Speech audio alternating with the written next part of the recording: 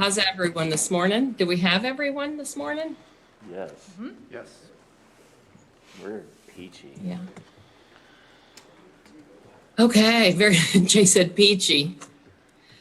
So I just want to pick up this morning by hitting restart a little bit on some processes and procedures that started to morph around just setting the agenda and who was sort of owning the notes and things like that. And I thought before we just jumped in this morning, I would share sort of where I've been in terms of sort of working on that constant facilitator desire to have the group, meaning you all, own a lot of your decisions just around process and documentation. And so the little challenge, as all teachers on here know and others, when you're virtual, it is hard to feel when you may be a little ahead, a little behind, or not really on target with maybe where the rest of the room is on those decisions. And I haven't probably just been sort of announcing and real clear when I've sort of shifted some processes. And then we had that break for 2 weeks. So I wanted to say a couple of things and then see how you all thought you wanted to proceed based on sort of the processes that we've been doing.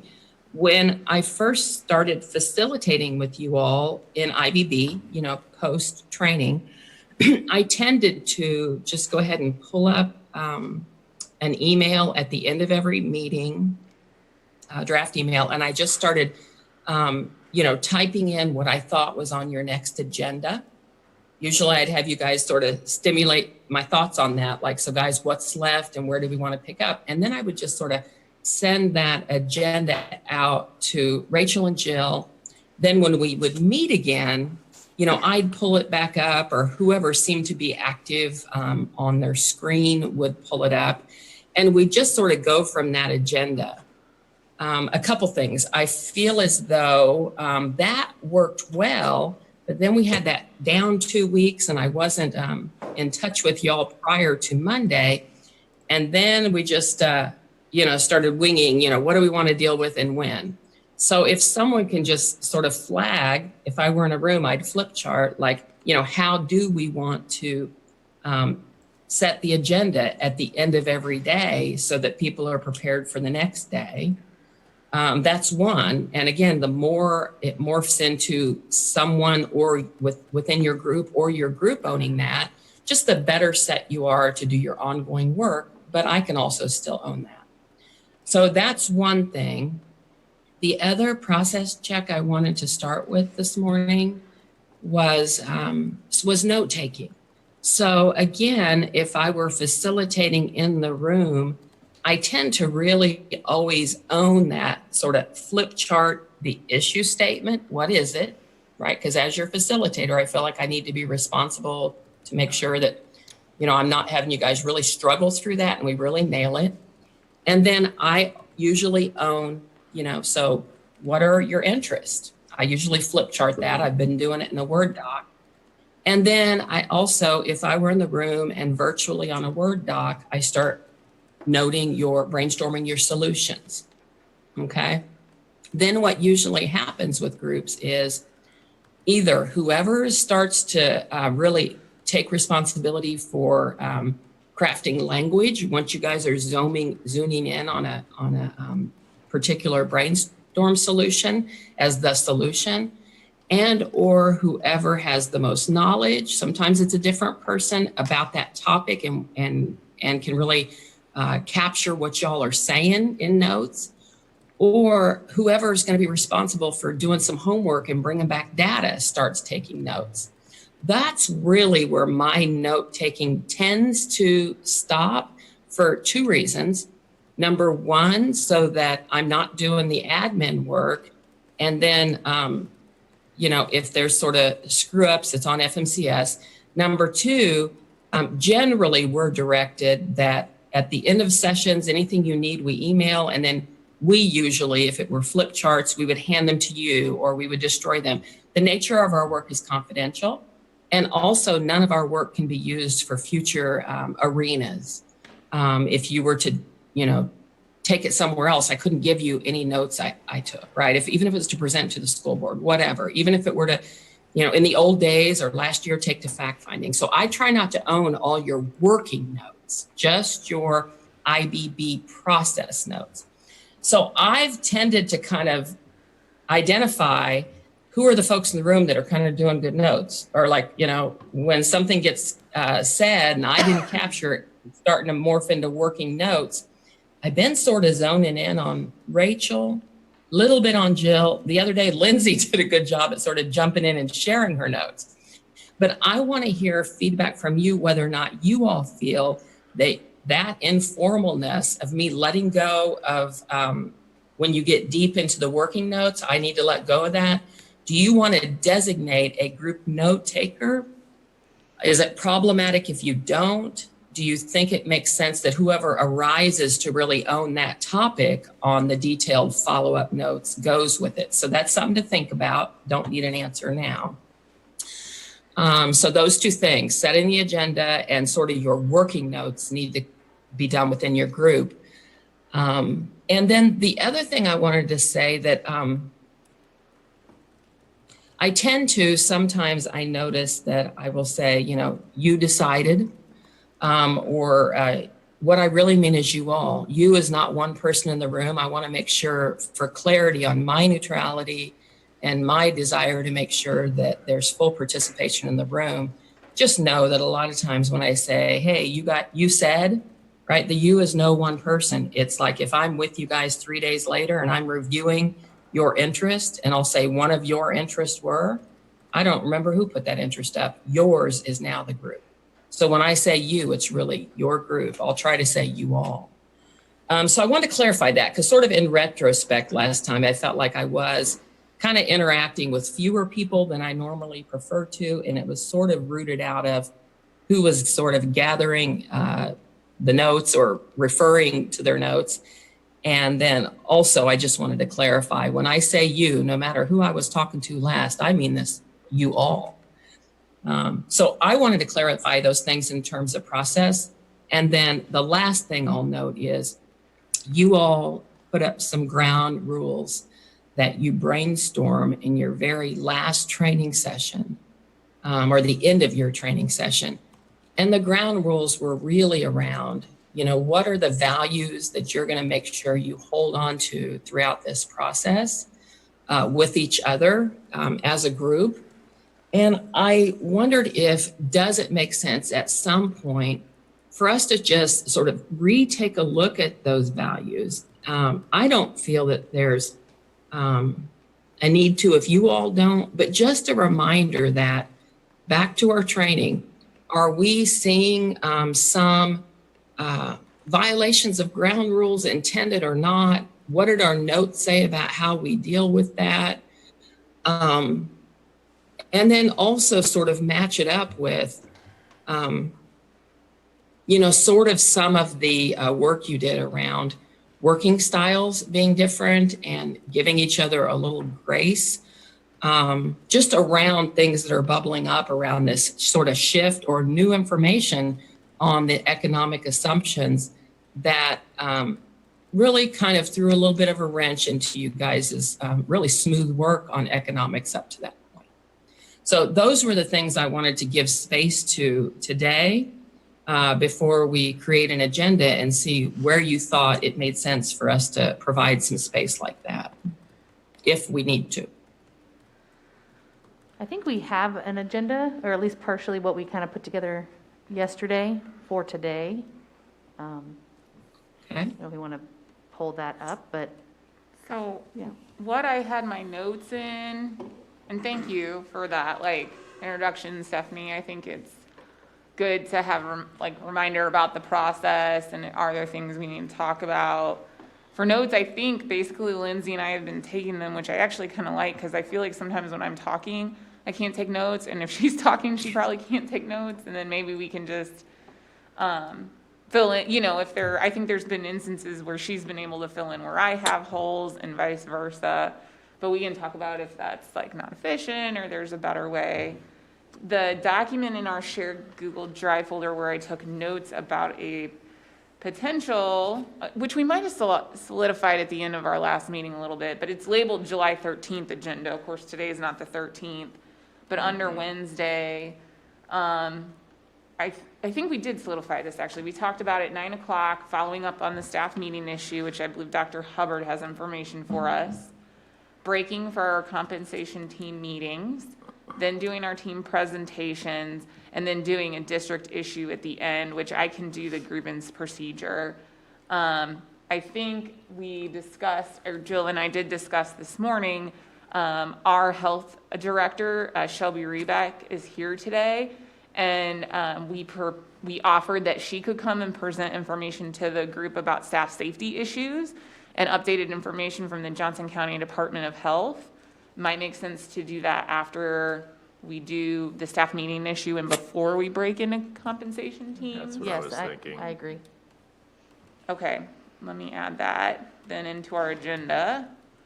Presentation from Shelby Rebeck. And I like that we have more than one person taking notes. Are they kept somewhere? Because I've been trying to find, Yeah. because I know we got places in our shared folder where it's records that we need to review, like things that our homework goes in there, right? We have tentative agreements. Do you want me to create a new folder for notes? That'd be good. Yeah, how do you guys organize them? By date, by topic? I'm just curious. I'm not even taking notes, so I'm not judging on any way that you take notes, just FYI. I have them organized by date, but Okay. mine this time around are just paper. Okay, I mean, I can always scan them in so that people can have them. Yeah. Read my messy handwriting or, Why don't we do that? I will try and find mine because I had them like floating somewhere on my Google Drive and not in our shared folder. But I'll start a GOC. Doesn't that work for Google Docs? yeah. I'm gonna start a document for today and maybe just by date, but I'll try and do like a heading for the topic in case we need to word search. I have been like, and I don't know, Stephanie, is there a recommendation on this? I found myself sometimes like putting in like who said, like I'll be like Jill : this, almost like a transcript. That's fine. Is it better to not attribute comments? Does it matter? I don't know. I don't. Okay. I don't. Sometimes it's nice when I remember, Jay raised that, and if we want Jay to expand on it, but I try not to put him in my notes, just because if you think about the nature of IBB, especially when it comes to interest, we try to make sure that no one's hesitant to put one out, for fear of it not being well received or, whatever the reason. And then when we brainstorm, we say we want it to be quantity, not quality, and we don't want to censor ourselves. So I tend to, when I do the IBB notes, which I'm doing on Word, I don't really care who said it, but sometimes I like to remember just to get them to expand on it.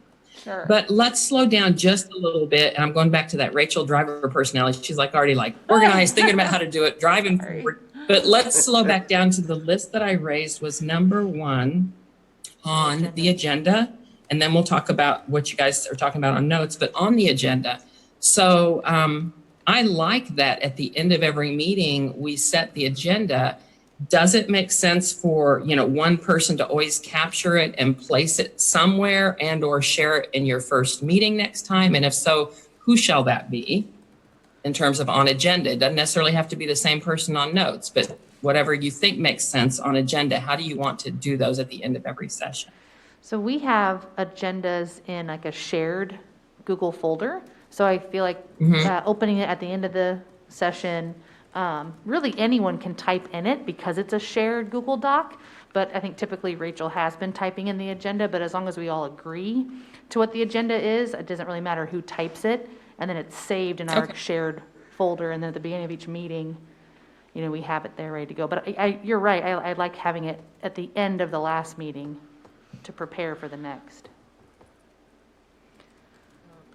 So it sounds like Jill's saying, she's thinking it makes sense to continue to do it at the end. In terms of who types it, whoever is convenient or pulling it up tends to have been Rachel.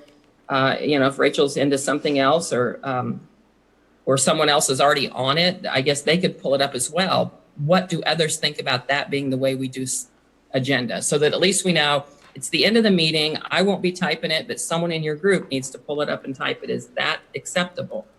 You can do thumbs up or weigh in with another way to do it. Okay, awesome. And then in terms of notes, that went kind of quick, that conversation. It sounded like Lindsay's got some notes. It sounds like Rachel's got some notes. Were you saying that you all have a note folder and both Lindsay and Rachel use it? Rachel somehow came to a quick decision on what seemed to make sense, but I think it went fast and we didn't kind of look for consensus on it. What does make sense on note taking? I think that Rachel was going to create another folder within our shared drive, and I think Lindsay discussed scanning in her notes because they're handwritten, and that, Rachel, were you going to add your Yeah, I'll notes there find too? mine. So then moving forward, do we want to continue that way, or do we want to refine the process in a different way? I like the idea of having more than one person taking the notes, just because if you're speaking, you may not be able to take your own notes while you're talking. But My IEP says that I'm supposed to have a scribe, so. I'm scribing over here for you. I'm too. comfortable, I mean, And I'm comfortable naming the person that's speaking in them. We've done that before in ours, and I mean, these are all recorded as well, so, or at least they're live streamed, so I guess you always go back and watch. I mean, here's my thoughts on sometimes I'll say, is someone catching that? Or I'll say, once you guys start to, get your juices flowing and you're starting to put things together and they're coming from all different directions, you're hopping around a little bit. I'll start typing a little bit, but then it seems like whoever thinks it's morphing into a TA starts to, I think Rachel's been more so thinking she'd own creating a document. So she starts typing for her purposes. So I want you to know for FMCS and facilitative purposes, I encourage notes so that you capture the work you're doing, and whoever's doing the homework doesn't have to make up what happened when they, do the homework that night or the next day. They can say, okay, here's what we were going to do. So those are my purposes for notes. If y'all have other purposes, whatever makes sense for the parties, quite frankly. But I'm hearing you guys say it's nice to have Lindsay's handwritten notes because you got some good capturing of notes regardless of who's talking. It sounds like Rachel's saying that she just is in the habit of capturing notes. And I think that, again, comes from that assumption that as council district, she may end up doing a lot of the language. Are those the two people that make sense to be your scribes? Not that anybody else. Sometimes Michelle says, I made a note of that, right, for her own purposes. Not that anybody else can't, but should those be your two scribes, and should they go in one folder or what? I don't want my notes.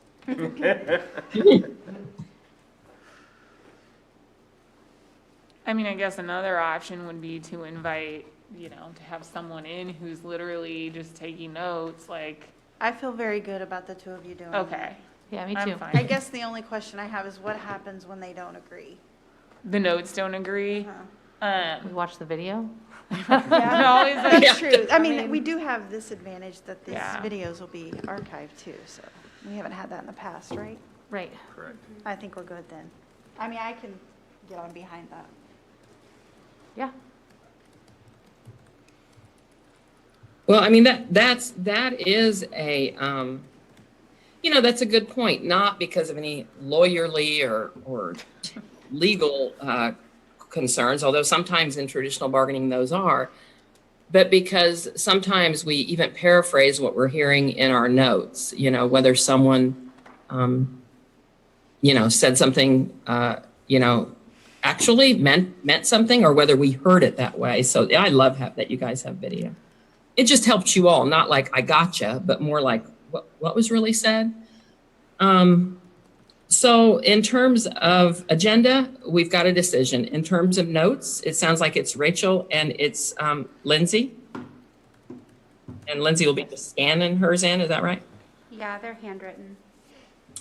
Okay, and then the last question that I had raised for y'all, and back on notes, I'll still send you the Word document at the end of your IBBing of an issue I've been sending to Rachel and Jill. What would normally be the flip chart in the room that I'd take off the wall and hand to Rachel or Jill.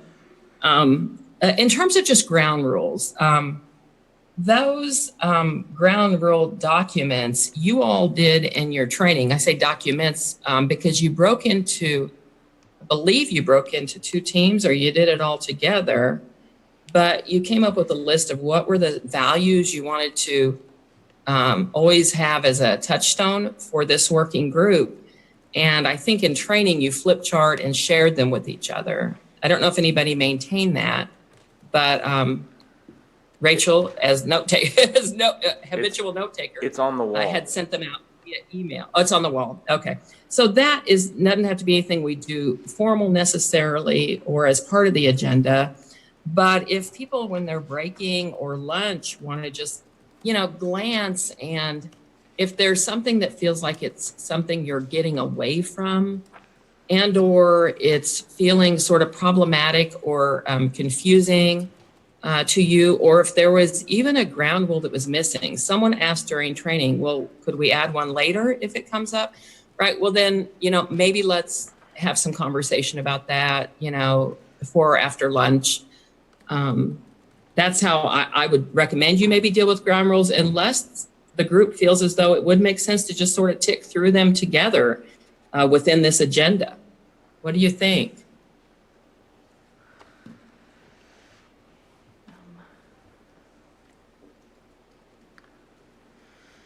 As I review them, I certainly don't think we've been perfect, but I felt like we've gotten better at every session, as opposed to maybe moving away from them, that maybe those things have come naturally as we've developed as a single working team. But I think it's a good time now to look them over and make sure that we're, abiding by them. Yeah. The reason I kind of went back to ground rules is it felt a little bit, I know Russ and Rachel were sort of just the deliverer of the info in terms of the adjustment on the board's assumptions on healthcare, in terms of,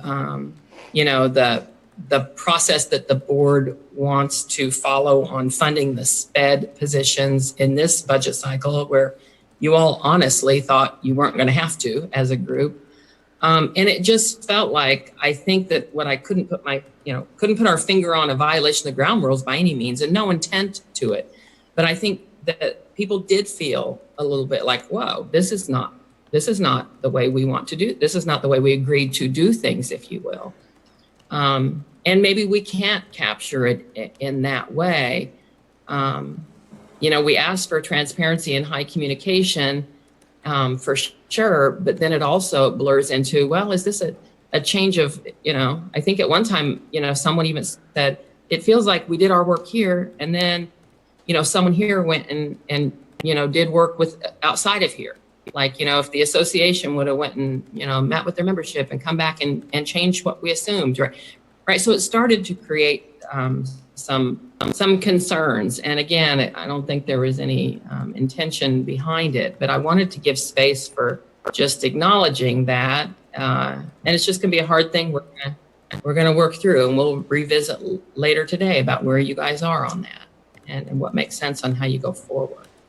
I can't see your ground rules. Did you guys have that ground rule that either it was you or another district I'm deep in right now has this ground rule about it's their first IBB cycle too?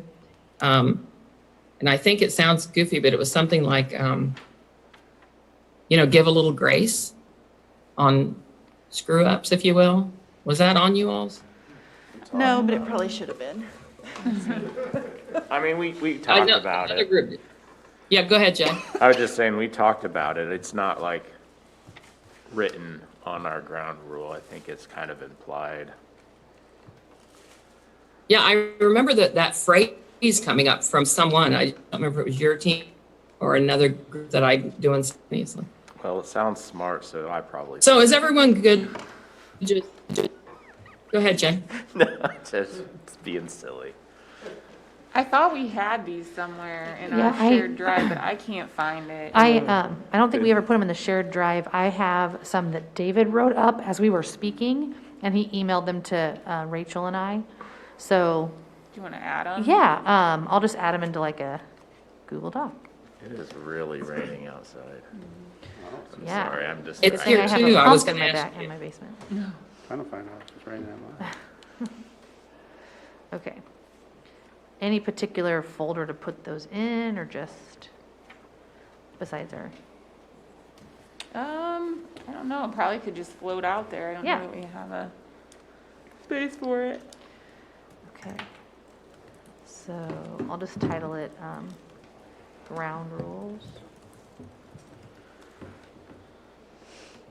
And would you like me to read through them now, or are we putting that in like our? Whatever you guys think. Okay. In the notes, I mean the folder. Yeah, so I just added it to the folder, to the negotiations team shared folder. It's titled ground rules. Is it just in this standard or it's not in a? It's not in a folder within a Okay. folder, no. That's fine. I do like folders within folders, though. I'm No, I all just, about that. no, I need to refresh then. to Yeah. see it. So it says, no sidebars or caucuses. Be ready to start and stop on time. Show up with assignments completed. Communicate through joint statements. Create a small group to come up with procedures. I think that was related to the joint statements, which we did that already. Clear expectations of when the next meeting is and what needs to happen before that meeting. Don't interrupt each other. I'm guilty of that, sorry. Stay engaged and be present. Seek to understand, and ideas are not proposals on the table.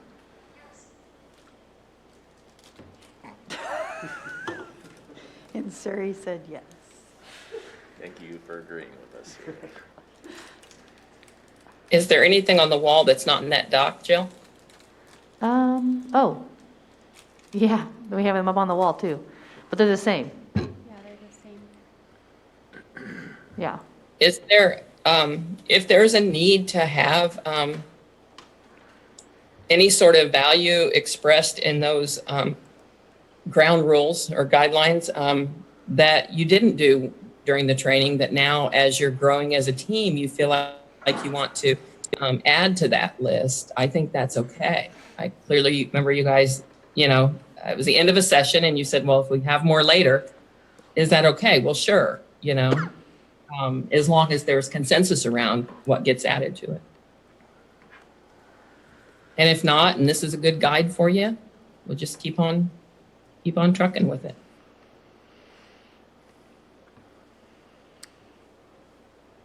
I think maybe I just would, I don't know if I could think of anything right now, but I think if I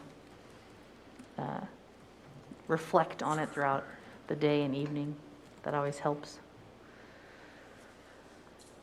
That makes sense, guys? We keep on moving, and if something comes up, just there's the space and feel comfortable re-raising that issue, okay?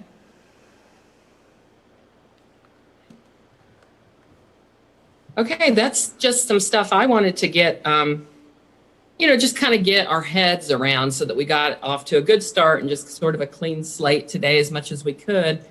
If no one has anything else, it sounds as though you all decided to put Shelby up front on your agenda to start today. Is that right? Second. Second, what's first, Jay? I wrote down what I thought Rachel said. Faculty Oh, meetings. staff meeting. Yeah, stuff with me. So in our shared document, I have added the proposed language for the administrative operating procedures for your review. Our team did these yesterday, and we all came to consensus that we could support this and support principals doing this, so I would just like some feedback. So this is exactly what would be in the AOP. So we would have the current P&A language as well as the additional purpose of faculty meetings, and then the recommendations on content, agendas, and soliciting feedback. So maybe just a few minutes to read through it? Yeah, I think Okay. so. Would you like us to put it up on the screen? I don't know if Stephanie wants to look at it, or, I don't know. She looks like she might be frozen. Yeah, you should be able Oh, to there she is. screen share. Okay. I'm Yeah. not sharing, so I Michelle, mean, if we you all want have to. access to it right now because it's in a shared. Can I just give her access to this document or no? I think tend to not really go into y'all's drive. Can I just let you guys share? Sure. Yeah.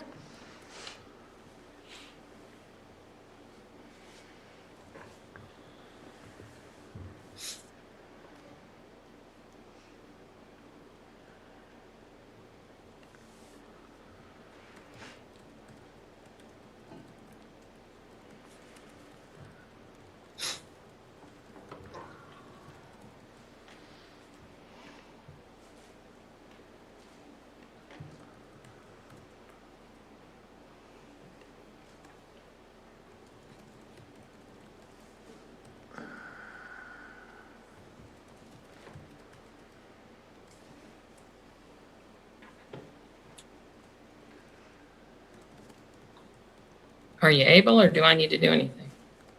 Oh, we're just reading right now. Yeah, we're just. Oh, reading through it. I've got you. I'm going to mute myself.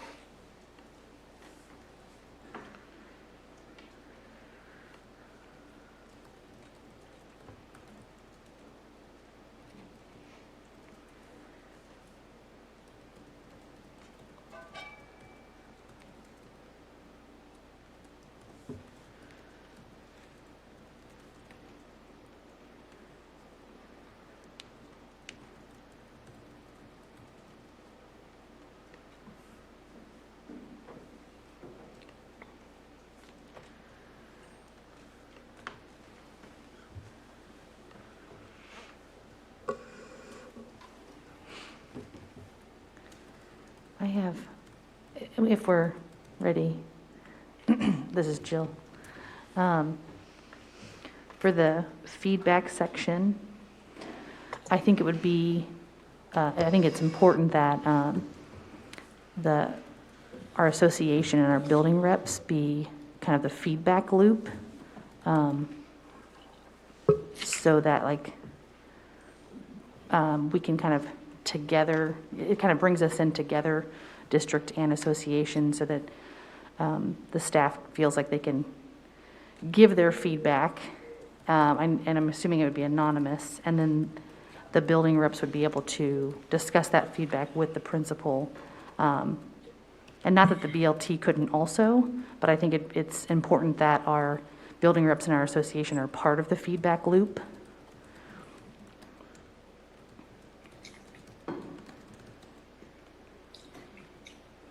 Folks, I have to say, I think I did pretty good notes on what your action plan could include. I think that Linda had come to the mic and raised that if building reps could be a stopgap where things can get dealt with at the lowest level before it came forward to like her and Michelle. I didn't capture that in those notes yesterday. I realized that at the end of the day.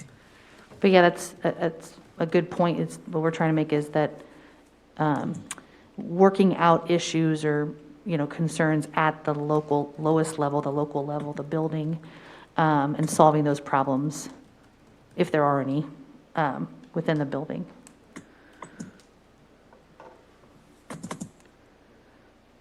Do principals already regularly meet with their building rep? They should be, for sure. I mean, we Our association absolutely encourage encourages that them to to, happen. yeah, and I believe, I'm not sure if you guys encourage them during your, like, first meeting of the year or what, but I feel like there has been a time when principals were encouraged, like, you should meet every month with your Absolutely. building rep team.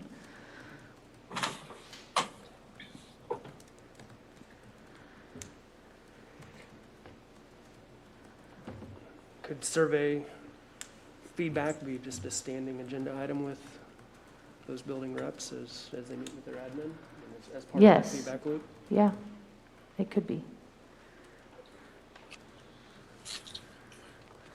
So then I would think besides BLT having access to, the doc that has the feedback forms, I would think the building rep would need to have access to that as well, so that they could review it prior to the meeting, and share if they had heard any additional feedback.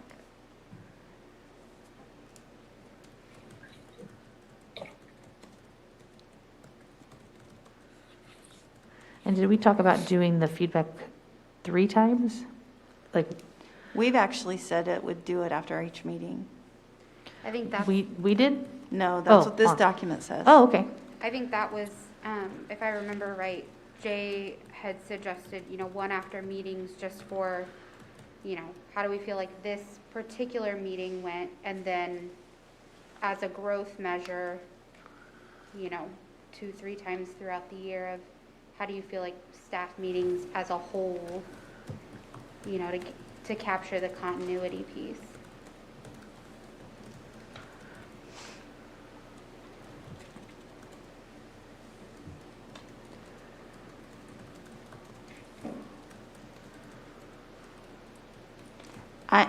I'm fine with adding that we will share the results with the building rep. I don't personally think we should do an additional survey. We're going to survey people to death. I mean, it's already going to be once a week in buildings where they're meeting once a week. I would start here and then do it for a year and see where we are. I mean, we'll have a lot of feedback. And if there's an issue, then we talked about in our team meeting yesterday, if it does come to our level and Linda says we have an issue with staff meetings at wherever, then I can call and say, Michael, I need to see your data. And then I can say, Michael, you have this horrible data. What have we been doing about it? Or the data doesn't reflect what is being brought to us. So I think we'll have immediate data on a weekly basis. And I think it's fair to assume there are going to be some staff meetings people don't like. I mean, that's just the way it is. And then there are going to be staff meetings that come out really great. And so I think giving one on a quarterly basis, I think you're going to get the results of the most recent. That was a horrible staff meeting last week. Versus this is going to give us continuous feedback after every single meeting. I like that it's after every meeting because it's fresh in your mind and you can immediately talk about that. You can immediately give your feedback on that. And I think they do that with professional development. And I think that's how you get your I don't know if it's most honest, but like, the best picture of what your feedback is. Would it be valuable, I'm sorry if I'm No, go interrupting you. Because number 4 is send feedback immediately following each meeting. Would it be more valuable to provide time at end of meeting for the survey? We talked about using it as an exit ticket.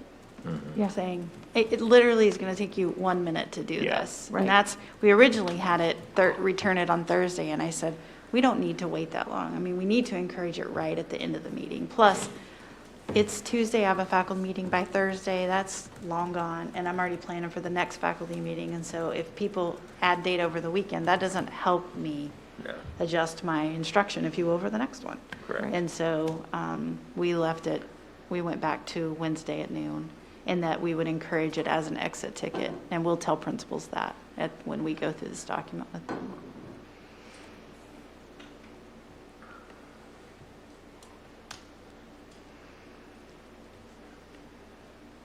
Other thoughts?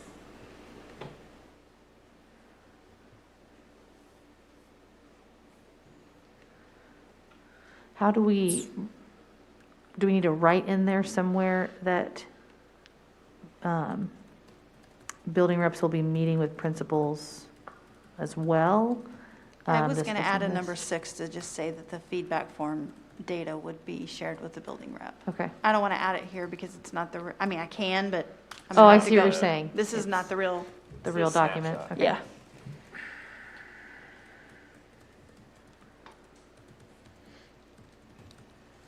I did go ahead and screen share my notes, but I know you all probably had yours just to sort of spot check. Did it capture what you had consensus on yesterday? I'm sure that's what you're looking for, but I did share my notes if they're needed. If there's any other questions for Michelle or any other concerns, or do folks need more time to look?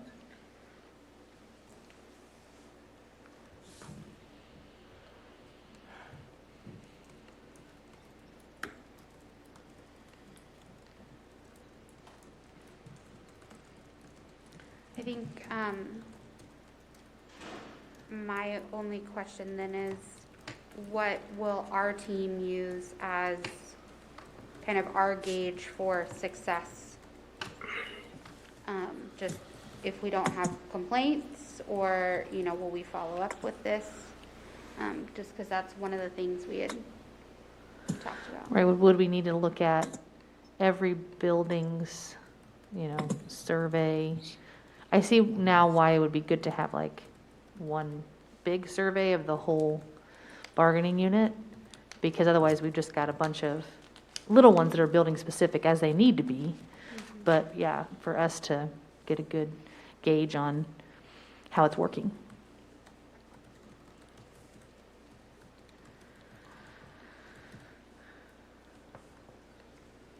Do folks feel like, Lindsay, I highlighted, I think, what you were looking at or what you noted from yesterday. And I know Rachel's the keeper of that list we keep adding to, that when you guys look at where do you go from here with this group to continue to work together and collaborate between contract time, I believe this issue was put on that list. So in terms of what is the negotiating team follow-up, does that need to be decided, not necessarily in this document, does it need to be decided as part of issue statement for the next cycle? Or hash out further when you get to that last item, you've got the last issue statement, where do we go from here? I think it's a good question, Lindsay. I guess I'm asking the group, do you need to figure it out now, or do you need to flag it as something to figure out at the end of this process on how you go forward? Yeah, I would hope, oh, go ahead. I'm sorry. No, it may have been my suggestion to kind of do a semester and then, end of the year big survey. So I'll speak to this. I'm too concerned a little bit about the saturation of staff having to do so many surveys. I'm wondering, I don't know, Michelle, if you can speak to it. I mean, if this is a district held form, can we disaggregate by building or? It wouldn't be a district Okay. held form, it would be a building held form, I believe. Okay. I would think that when we continue, hopefully we'll continue to meet after the negotiated agreement is settled, I would hope that we would continue to follow up on each of our issue statements. So that would just be part of our work as a team, is like throughout the year. Here, check on I have, things. Yeah. because I knew there would be questions that I couldn't answer, I asked some of my team members to watch on live stream and give me some feedback. So here's what we can commit to. We could have the buildings share the data spreadsheets, put them together by level and feeder pattern, and gauge success over time. We could put together quarterly for IBB team to review. It would eliminate the need for an additional survey and still provide the information. Yeah, that sounds great. I like that. Hi to the folks watching. Thank you, Kevin Hansford. So I'm noting here what Michelle just brought forth from her team, that data be compiled quarterly for review by the IBB team. But it's only going to be captured in this Word doc if Rachel doesn't drop it into the what's our following work doc. But I do want to pause and say, what do people think of that? And Lindsay, you had raised the initial question, how does the negotiating team keep their sort of finger on this? Is that adequate for this group? What do you think, folks? I think it's adequate. I think the main point is that we have a way to aggregate the overall data, and I think if Kevin's saying that they can do that, then that's fine. That's beyond my expertise, but he's saying we can do that, and I have full faith that Yeah, no, he can make it happen. Yeah, I think if there's a way to just review it in some way, then that. And it doesn't have to be, every comment, it's just the overall, like, Overall feel. yeah. Linda And we has her hand up. purposefully took out the neutral, like you have to make a decision. You can't ride the fence. Linda has a question. Yep. It's not really a question, but I think this comes down to, I was the one who brought the comment up yesterday, and I think this form does a lot for local ownership in buildings. So as a union leader and so many of my executive board members here, I think what we do is these discussions, they're not going to be perfect at first because, people have to learn to speak up. If you have questions about the professional development, how it's helping you, not how it's not helping you, it's going to get solved if people can speak up and you build those relationships, building rep to principal, the BLT with entire staff.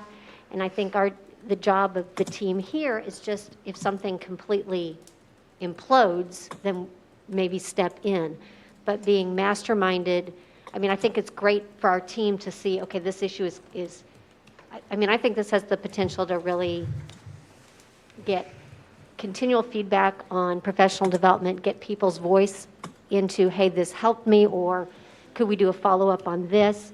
And I think our commitment from an association will be to really build our BRs to encourage members to honestly respond to those surveys and to have follow-up conversations with principals. And so I think the work for this to be successful is going to have to really be in each individual building, and we can monitor that.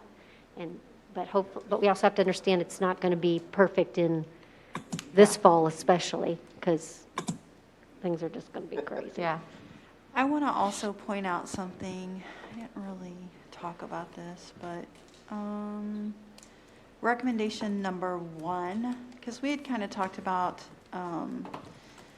the professional learning, group discussions, building goals, problem solving, but we also added that second sentence to that recommendation number 1. Time will also need to be allotted for timely distribution of district communication. Like, for example, we tried to think of like something emergency that might come up that you immediately, there are times when I tell principals on Tuesday morning or even Monday night, hey, you need to have this on your faculty meeting tomorrow. And it's not going to be on that agenda. So we just wanted to make sure that we put that sentence in to say there are going to be times when we're going to distribute something to building, and it's going to be outside of building principals' hands. Or it may be even something that they have to distribute that's building specific. We had a water main break, and this is what we have to do. That's probably falls under the emergency faculty meeting, but there are things, and I can't come up with one right now, that could be building specific that, especially in the world we're living in now. We have, 30 kids and all of a sudden, whatever, we got to have a conversation. So I just want to make sure that There will be times when the agenda is not right, just because of last minute items. I think that makes sense. You know, things are always going to come up. I mean, in the classroom, the same thing. But I think giving staff, you know, kind of that heads up of like, this is at least the realm of what we're going to talk about, is helpful. Yeah, and I think that's fair. I mean,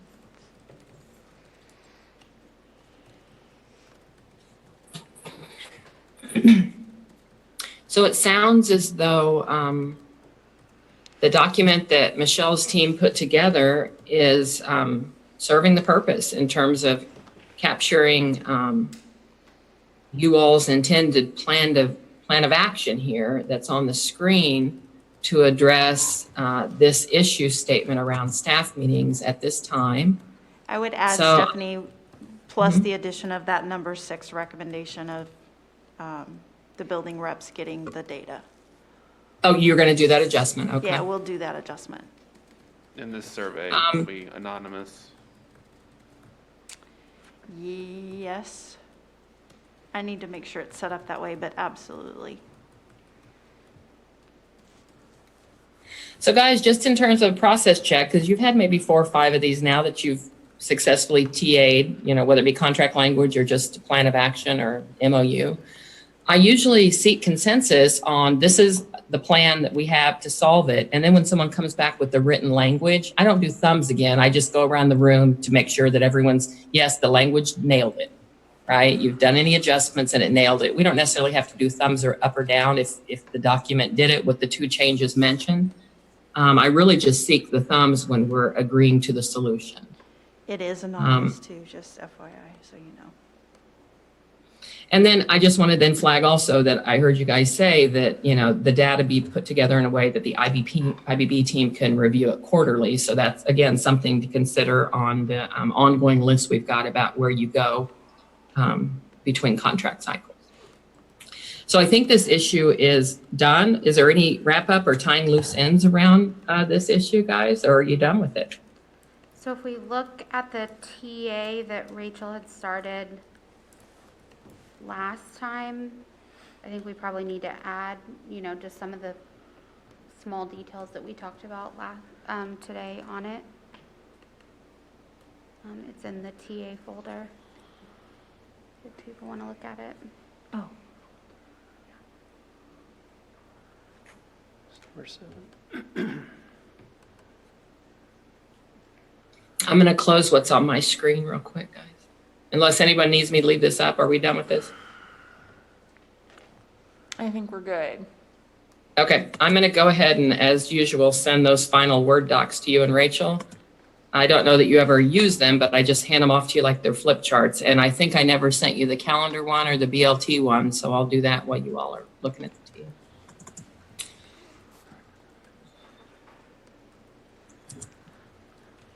And should we change the name of this, what do you call it, TA? Currently, it's called NEA-SM7 and SMSD1 partial draft. I don't think SMSD1 was part of this. No?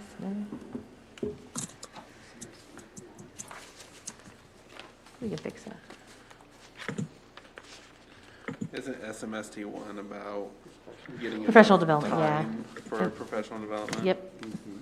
Oh, I see. So, Which I think that would go along with It just does, because you're we're right, using yeah. those staff meeting times as professional development. yeah, I don't think it's, yeah, it'd be You're right. a partial solution, but not a.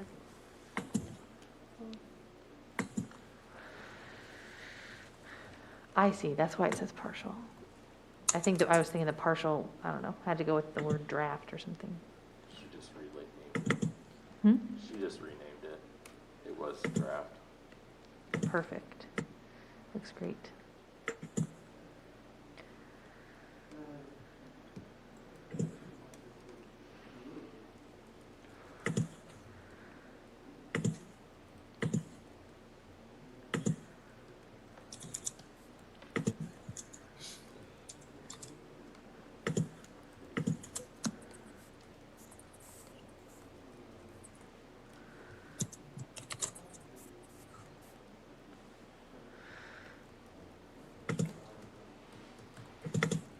Do you want me to add the word anonymously?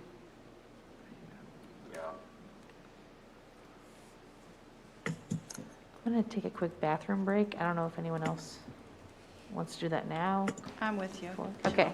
Rachel, does that last sentence of the second paragraph sound okay? I mean, Can you look at it, Michelle? That seems to be what we, these I'm two. not gonna go, I'm not there, sorry. Where no, are you you're okay. guys?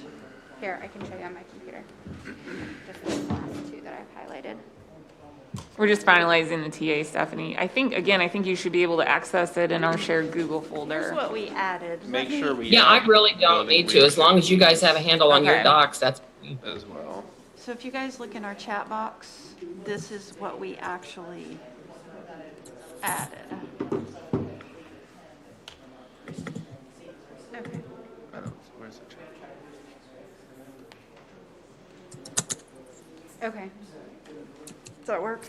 Yeah, I can add that in. We're gonna do a quick bathroom break if you need one, Stephanie. Okay, I'll see you guys in about 5-10 minutes. Thank you. Thank you for keeping me in the loop.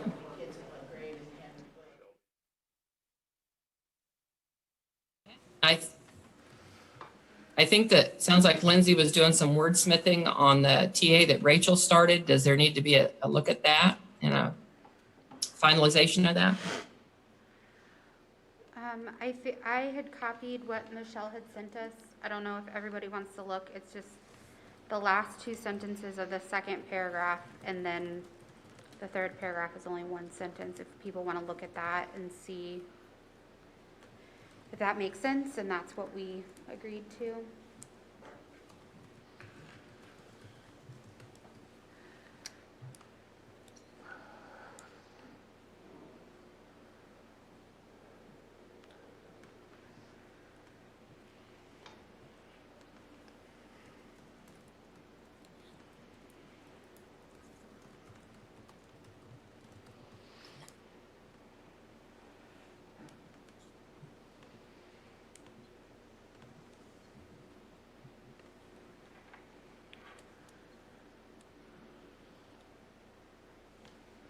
I think it should read the IBB team instead of the negotiations team.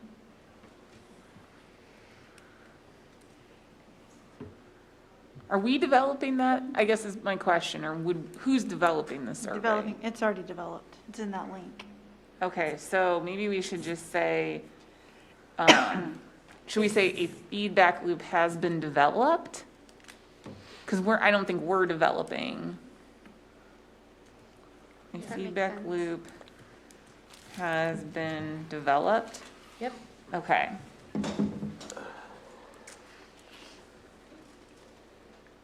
Feedback data will be shared with building NEA representatives and the building leadership team.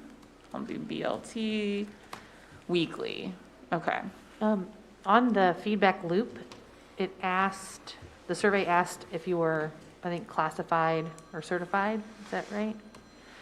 Classroom So- teacher, specialist teacher, paraprofessional. Okay, so we will actually be surveying all building employees, If they're there. if they were there. Oh, I see. Because sometimes you do have classified people come for different reasons. Right. And the other, the other thing, while that says weekly, it really is if Whenever it there's a happens. meeting. Yeah, Right. I mean, that's, At the most, it could would be be a weekly. timely fashion.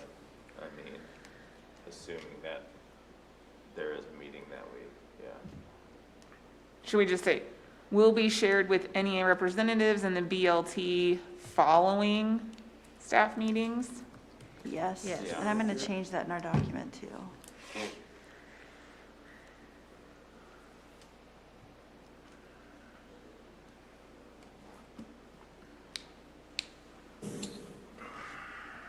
I'm just going to say when applicable.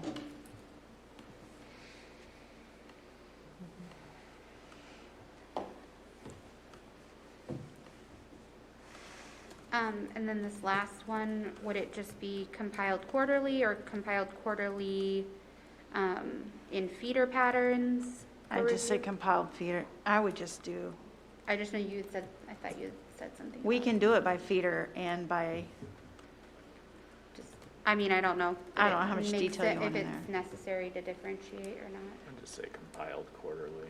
Okay.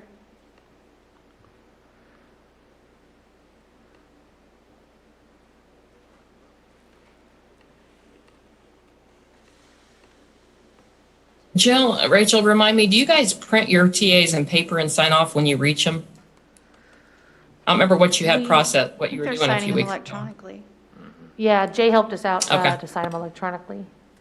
I thought we Okay. should check that too, just at the end to make sure we'd actually signed them all. I think we have, but, I mean, I don't know what you're accusing me of, but whatever. do what? Oh, no, I'm not. Just being a I mean, smartass. we might have forgotten.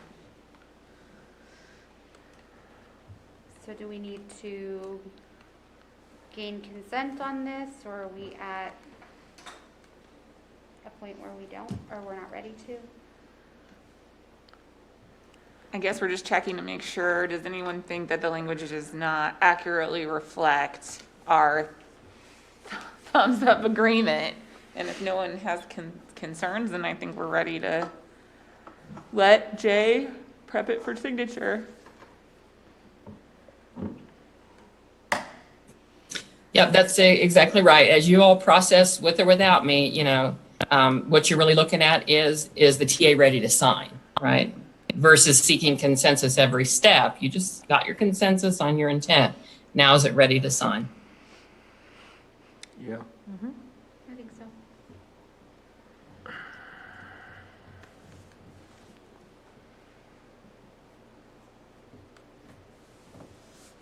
I heard someone say, yep, you all good? Yes. Yep. Okay. All right, I think Jay's doing his thing. Y'all did have a break, and now I do believe that when you all are ready, Shelby's next on the agenda, but no rush. I'm just letting y'all finish up and transition over to that piece. Is that right? Yes. Yes. But I need to get her here. Yes. Want me to go grab her? I told And her this kind of your in her standing, office. this is kind of like a enhanced standing, a nice standing COVID report. Is that? Careful, Lindsay. We Are we back?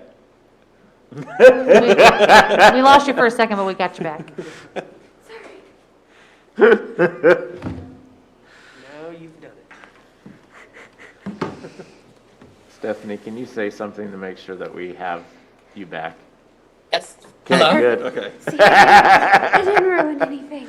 Lindsay wanted to go home, so she disconnected. Yeah, we just had a little trip on a wire. We're good.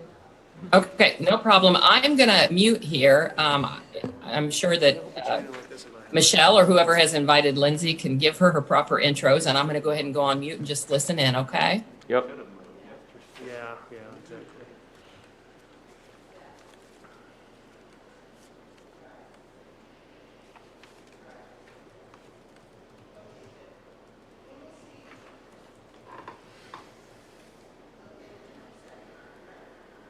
Was she in there? Yes. Okay.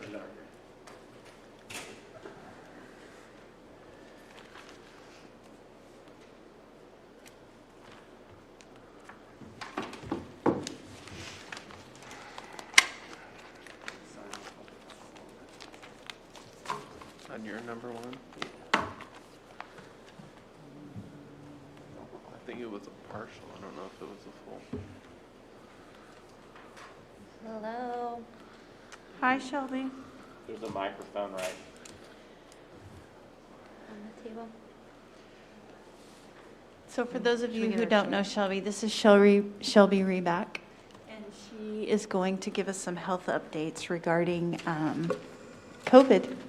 So take the floor. Would And you I like just a want to chair or say, like Shelby has been an amazing, amazing person to have since this started. I don't know how much you've slept since spring break, but we wouldn't be making it through without her guidance. She's worked tirelessly for the district, and we're really lucky to have you. Well, I have some amazing team members, so don't feel too sorry for me. So really, someone sent me, just some random person, sent me the clip where you guys were discussing PPE. And as I'm watching it, it was late at night, like 10:30. The discussion had long occurred. But I'm thinking, oh, I know the answer to that question. I know the answer to that question.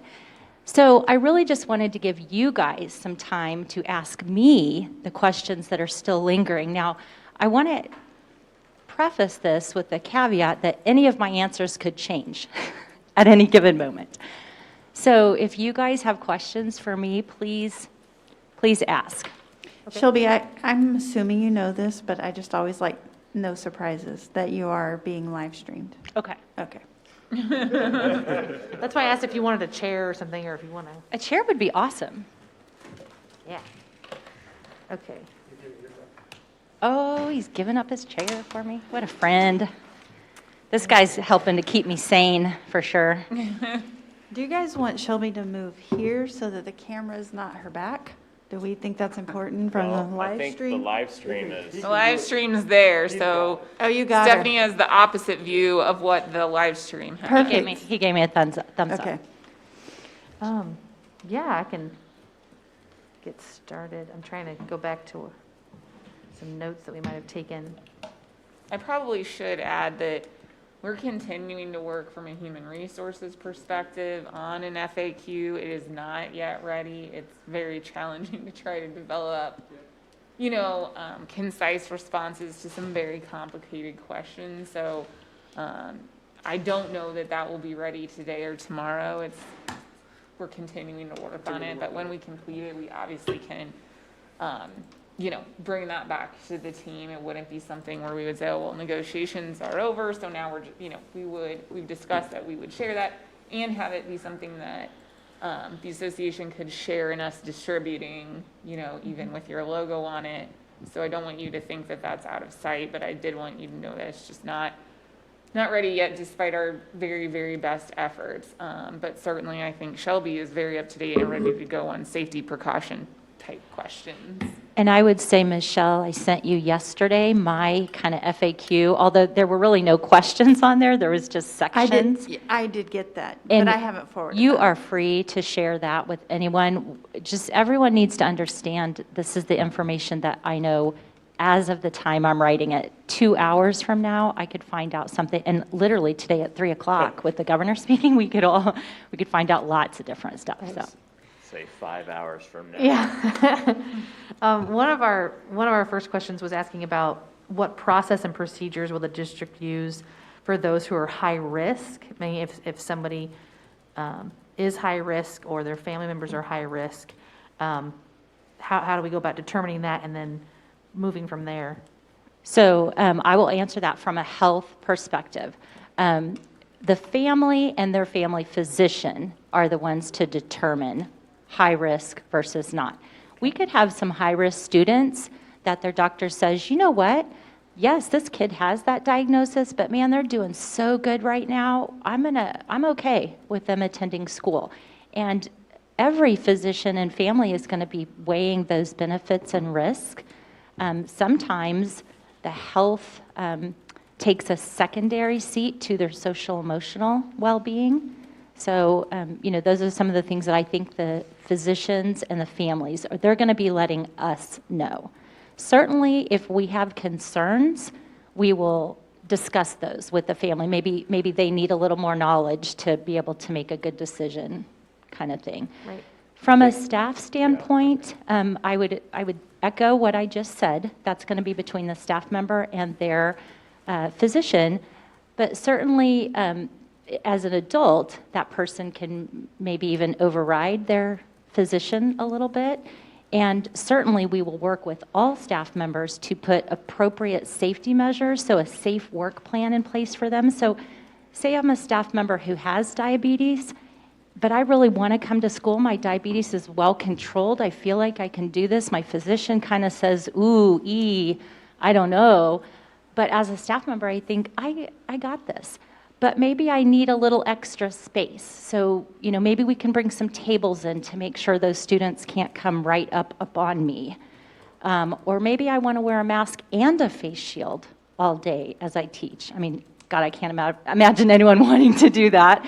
But you know what I'm saying? We can work one-on-one with any staff member who just needs some extra measures in place. We are willing to do that, whatever it takes. All right. Great. I think we talked about that the district would have a cloth mask for every staff member. And you guys were That is looking into correct. paper masks. We also, Shelby, you want to talk about the paper masks? Because Sure. I didn't have this information the other day, but we have ordered one cloth mask for all staff members, and then in addition to that, Yes, so I had failed to keep Michelle informed that I had ordered 200,000 surgical masks for staff, students, anyone who soils a mask, forgets a mask, that sort of thing. 100,000 of those are kid-sized, and the other 100,000 are regular-sized. We have an excellent supply chain, and so I am able to order more as necessary. I'm hoping that's a good start for us, though. Also, we ordered 5,000 face shields that cover from your forehead to below your chin and all the way around to both sides, almost your ears, for staff members who would like to use those. I think that might have averaged out to about 2 face shields per staff member. Okay. And also, we can order more of those. Okay. Great. So you'll have surgical masks that are available to students. Has it Yes. been determined that students will be required to wear a mask? Are we So- waiting? The information you have right now. Yeah, I mean, obviously, as a health professional, that is my preference. I mean, if anyone is asking me, I am standing firm that I want everybody in a mask who can possibly be in a mask. We know that is not going to work for every student, and that's okay. You know what I mean? I mean, that's how health is. Some students may start out not tolerating a mask and may build that over time as they see peers. Some students may never be able to wear a mask, and that is okay. We will work with any family, with any student on their specific needs. That's what we do for health all the time. Same with a teacher. If there is some reason, you know, we'll put those other mitigating measures in place that will help keep safety in mind. Does that make sense? Yes.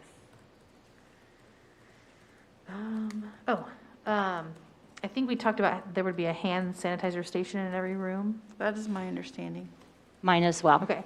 Do we know, I want to add on to that, are they touchless? Sorry, I don't know. I don't either. I think we also asked, would there be other cleaning supplies provided to the staff members for individual rooms? Yeah, so Okay. this is, again, from a health perspective. I've been having conversations with operations and maintenance about, I would really prefer to just use the custodial solutions that we already have the MSDS sheets on, that we already have the safety measures that they're okay to use around students, you know. I don't love the idea of people bringing in a whole gob of different stuff that I don't know, the nurses don't know if someone gets it in their eye, their mouth. So I have recommended that all cleaning supplies be provided by the custodian in your building. So typically, that would be a spray bottle with the solution that we have approved. We have the MSDS sheet on with paper towels in each classroom. And those cleaning supplies, I know we had talked about the last time, someone had said, you know, students helping. How does that work with the custodial supplies we currently use? Like if we had a student wiping down things, is that okay? From a health perspective, as long as that chemical is identified as safe, which it is because that's why we use them in our schools, and you have a student of the age that can appropriately use that, I mean, I'm thinking probably 3rd, 4th, 5th, and 6th graders on up can do that okay, but the teacher will know who can or can't use that, and the teacher needs to determine. I will tell you, too, that it is recommended more that people practice hand hygiene rather than wiping things down all day long. Hand hygiene before and after the playground versus trying to wipe the playground down between everyone who touches it. Hand hygiene before and after you touch a common item versus trying to clean that item every time. I have a question in regards to that. Is water temperature important in that?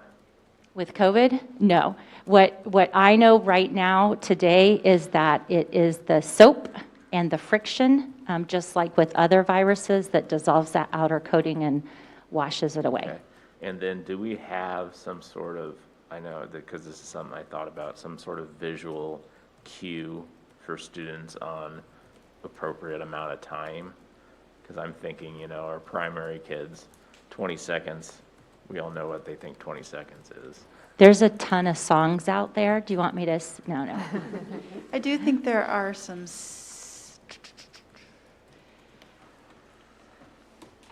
don't quote me on this. I believe there are some CDC poster guidelines that we are printing. I know Bob is working on that, but I don't know what they look like. And I do believe one of them is around hand washing. Okay.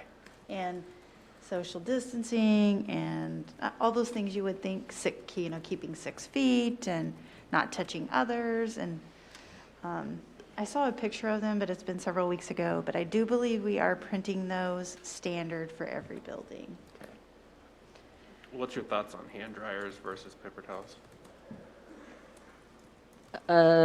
I don't have a preference. I mean, honestly, the friction, the water washing, the soap, the 20 seconds, either way, don't touch your eyes, nose, or mouth. I don't have a preference between hand dryers and paper towels. Would there be kind of a general rule of thumb of how often we needed to sanitize our classroom, like desks or doorknobs or? Custodial services will be doing that on a more frequent basis. I know they've got their schedules, what they do. As far as in the classroom, I think you're going to have to use some common sense. If you're getting ready to get up and use a certain thing, then I think it's great to everyone use some hand sanitizer before we grab these things. After we use these things, everyone use some hand sanitizer. We asked about procedures in place to test students or staff who show symptoms. I think you guys were talking about working on the legality of that.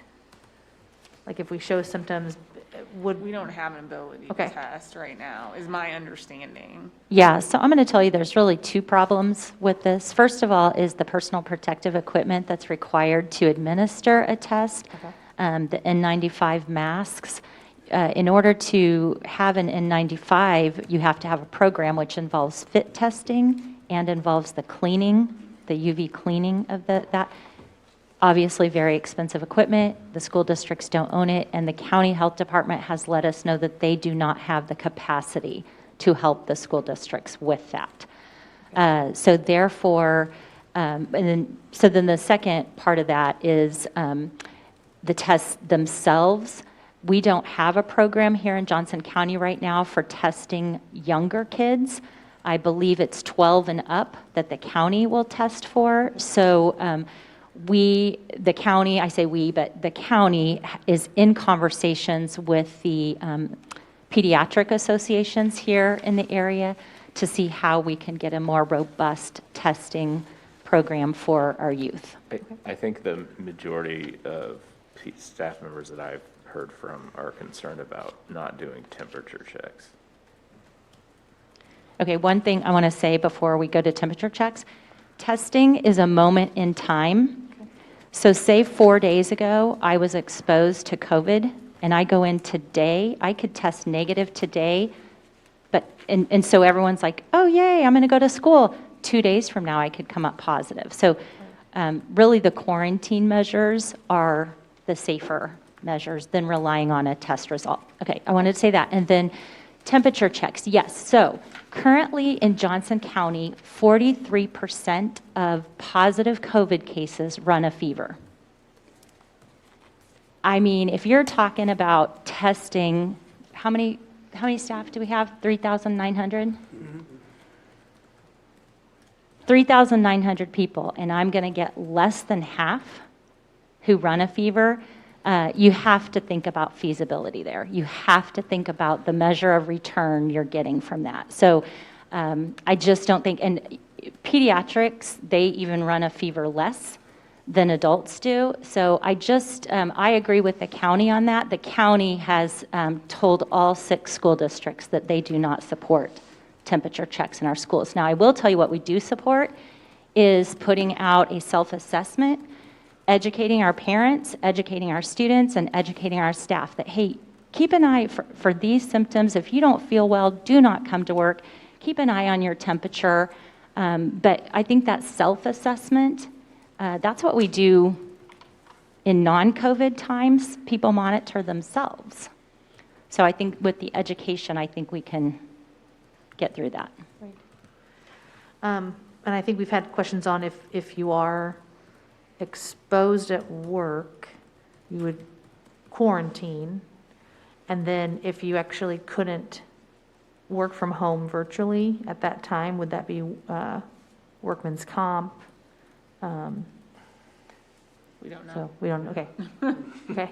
No, yet. Is the idea that when you quarantine, you would continue teaching virtually, or the students would continue learning virtually if they're quarantining because they were exposed to someone? I think it would depend on where we are on return to school. Yep, Okay. a lot of factors. Did that one. I don't know if I told you before, sorry, didn't mean to interrupt, but we are waiting on county guidance regarding isolation and quarantine protocols. Okay. So once we get that, I can put that into my health plan as well. That'll be a little more clear once we receive their guidance. Is that, And our plan is to add the health plan and the HR FAQ to our reopened documents, like as addendums. Okay. which county, is that the health department? Or Yes, the- correct. Okay. Yes. And this might be more HR or Michelle or Michael. Are there other specific duties that would be required of staff beyond classroom instruction?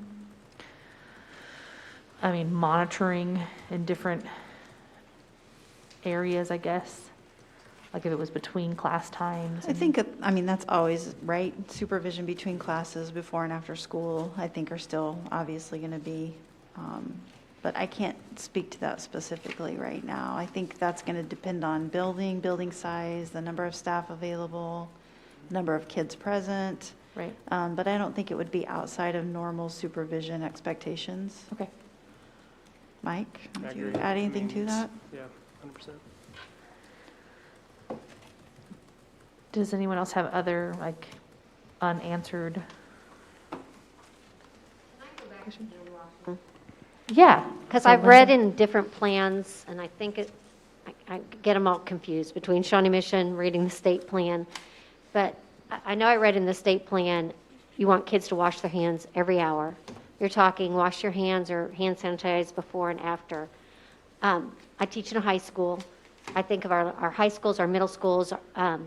There are 8 sinks for girls, and I think 8 sinks for boys on my floor. Are we looking at portable hand washing stations? You're washing your hands for 20 seconds.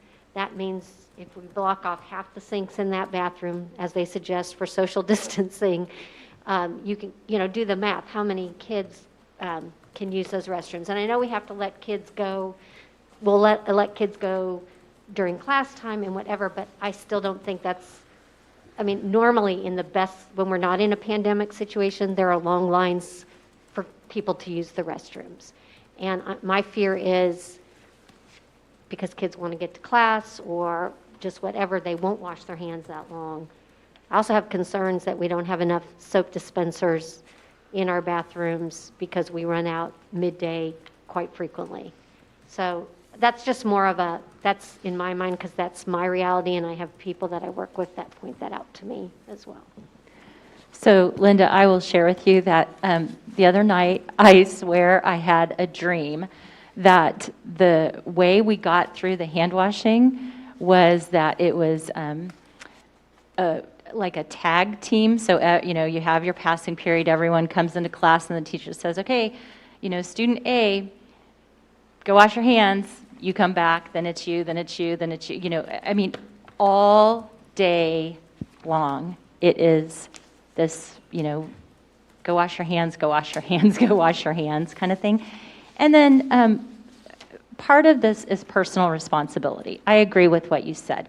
It is going to be impossible to monitor kids about washing their hands. Yes, we can teach them the songs, we can provide the hand sanitizer, we can take them to the bathroom, all of those things, but it just boils down to personal responsibility. And we're going to try to educate everyone how important that is, because I'll tell you guys, if we can't do this, we're going to end up right back where we are now, and that is nobody in schools. If we can't help people understand the importance of social distancing, the importance of wearing a mask, the importance of hand hygiene, we're right back where we are. So as educators, we do this well.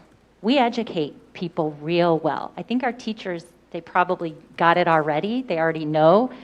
So the challenge now is our students and our parents when we come back. And I think with some creativity, once those teachers get back, we're gonna be fine.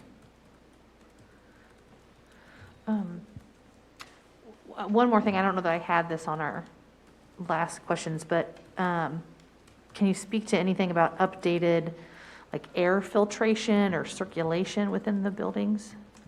So I received an email earlier, or I don't know, I get my days mixed up, but Bob Robinson, we have a contract with Children's Mercy Indoor Air Quality. Luke Gard is our liaison, and I don't know if you guys caught the Children's Mercy presentation that they did, but Luke Gard did an excellent job of speaking to ventilation.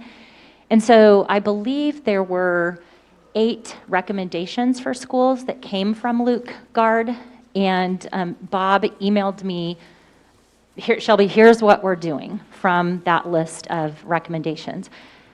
There is some, our schools, some of our buildings are old, and so you can't go in and completely replace an HVAC system, but you can do things like increase the fan speed, increase the percentage of air that is drawn in from the outside instead of recirculating the air. You can lower the population in the room, which allows for better air quality.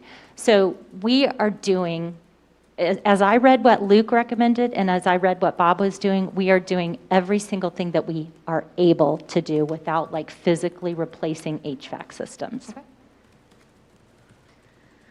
I have a question kind of going back to masks. I know you said you guys ordered the surgical masks and there'll be some available for kids, but we'll have some kids that don't have access to a mask, period. So I feel like those 100,000 masks are going to get gone through pretty quickly. Does the district plan to purchase more, or what's the plan with that? So I do have the capability of purchasing more. My hope, and I got an email from Tash Davis with PTA, SMAC PTA, and she said that she has been getting inundated with PTA people who want to do like a mask with a mascot on it for their students, which I think is a really cool idea. And then also, she said that she had been contacted by some local churches and nonprofit organizations who wanted to provide masks for students as we return to school. So all of those ideas I think are awesome, and really give kids a chance to have something cool that's theirs, they can take home, wash it, all those things. So I'm hoping that we don't have to provide the boring old surgical masks as much, but we'll have them if we do. And I'm getting those same phone calls from principals, so, about ordering for kids. Shelby, through the county's CARES federal funds, are they providing PPE to school districts in the county? Or they set aside some of that money to purchase PPE for Yes, districts? the county has their, what is it called again, CARES? CARES Act fund. Okay, CARES Act I don't know funds. what they're calling theirs, but ESR all or something CARES. like that. Anyway, I ordered for our district from the county the maximum that I could order. And I spoke with Carrie, the guy yesterday, and he said, sit tight. It'll be mid-July. You'll get an email, and we do have to go pick it up from the county. But they're doling it out as they can. So I'm probably not going to get what I requested. That's going to be a wait and see. So that's why I didn't include that information in any of my information, because I literally have no idea what I'm getting from them. How important is it for staff and students to change their school clothes before they go into their house and wash that? I know we're hearing more and more about its effect on landing on hard surfaces, but what recommendation do you have for staff and students with regard to that? As a 30-year nurse, I will tell you that this is what you do. When you get home, you go in your garage. When your light is still on, you shut it. You take your clothes off in the garage, your shoes. You go shower. You change your clothes. And then you come back and you put your clothes in the washing machine, and you leave those shoes outside to put on tomorrow. That's what nurses have done for years. It might be overkill for school personnel. I don't know. But I did write it into my plan as a consideration for teachers and students to do. Well, all these people at home are asking, can we wear scrubs? Absolutely. They'd be so easy to wash. That'd be fun, not knowing who the nurse is in the building. I don't have a garage. Oh, well, your neighbors are not gonna appreciate, I'm gonna, You know, yeah. over in the Brookside area, Yeah, me nobody neither. has I'd have garages. to walk across my yard, which, I'm sorry to Rachel England's neighbors. oh, you're welcome to my neighbors. I forget we're on video all the time. Just over here dying. You're welcome for your entertainment for today. I think that's what I've had for now. So I'm really happy that you were able to come in here and discuss this with us. So Thank you for having me, anytime. And we- Thank you, Shelby. And we will rely on Shelby. I mean, HR is working with Shelby as well as we continue to develop those FAQs as well.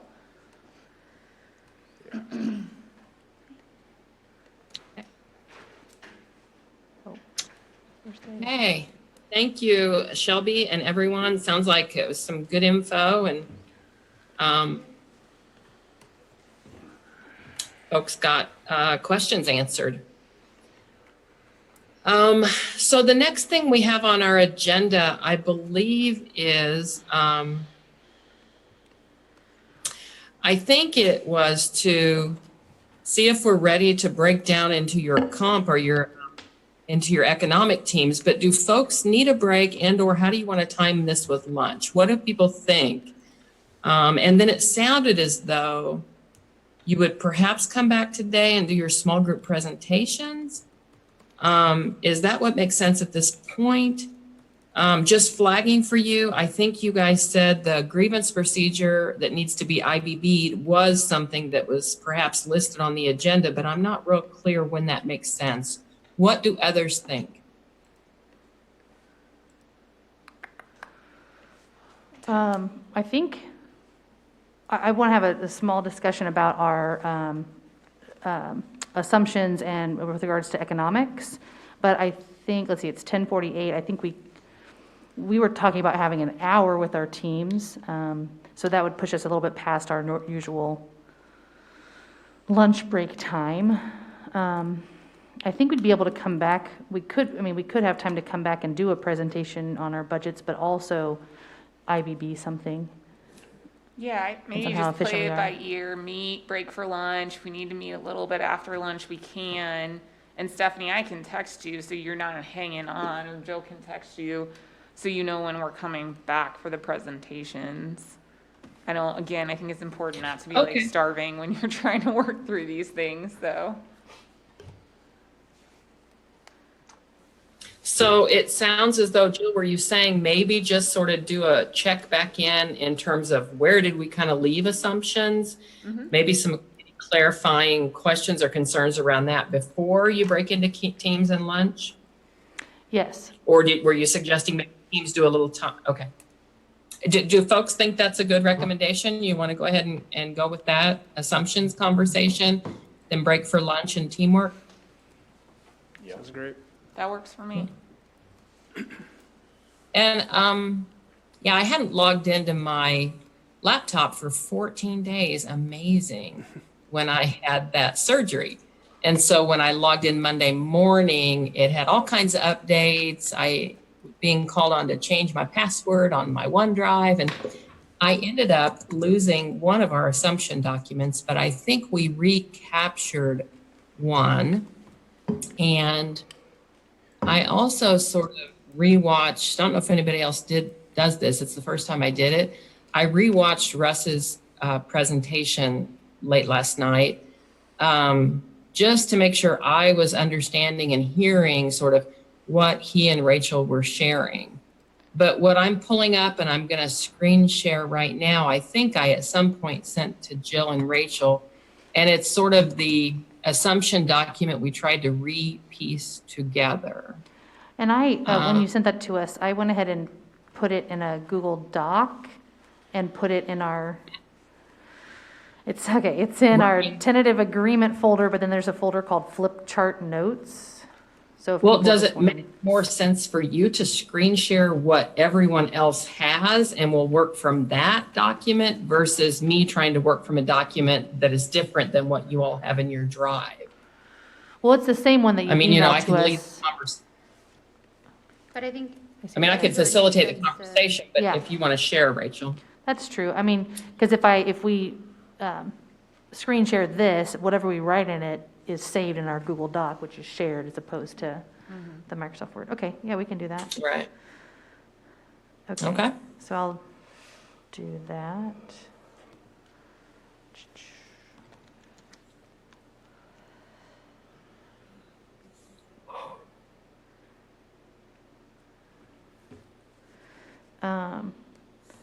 Okay, so these were the working teams.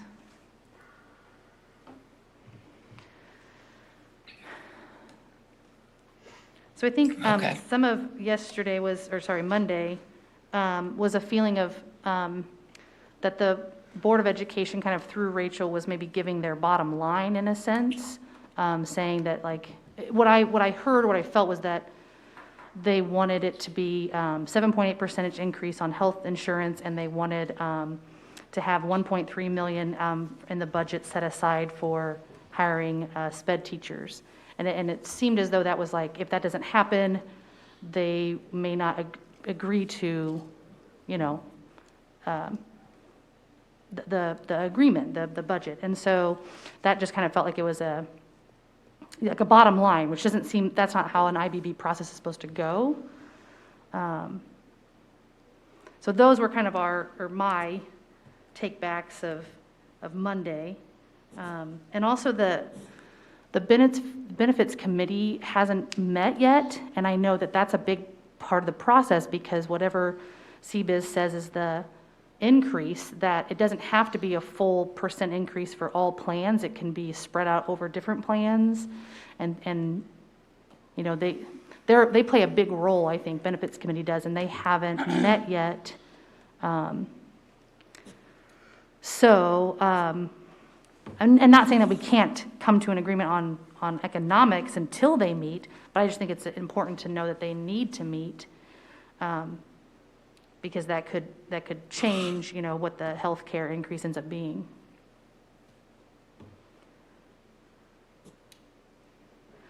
And then the other thing was the ending fund balance, saying it's off the table, I don't think is appropriate either.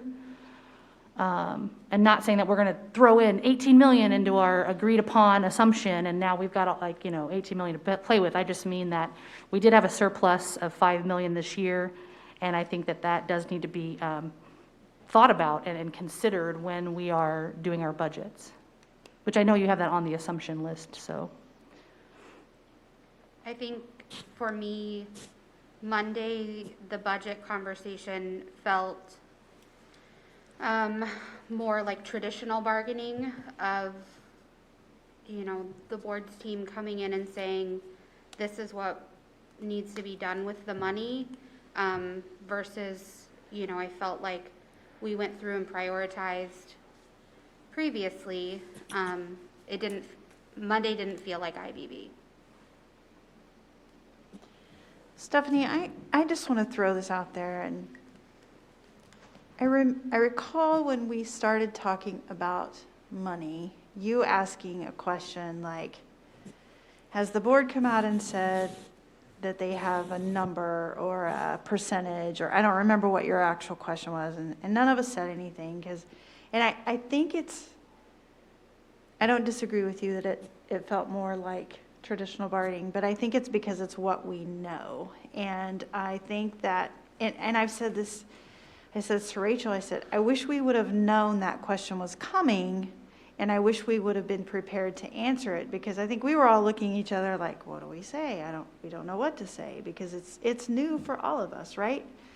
And so I think for educational purposes, I would have felt better going in, and I would still feel better maybe if we had a little more,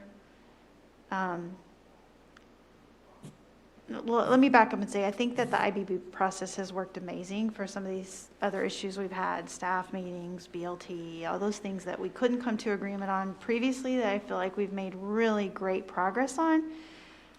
I'm going to speak for myself. I don't know how to do this on salary, and I don't think any of us, I think I can speak for our team on this. We don't know how to do this, and so it's new for all of us, and I would love some guidance.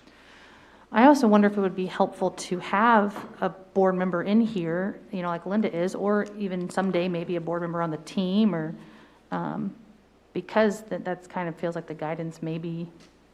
Well, we have the guidance. I just don't know if we know how to maneuver it. Okay. We have the guidance. Right, and I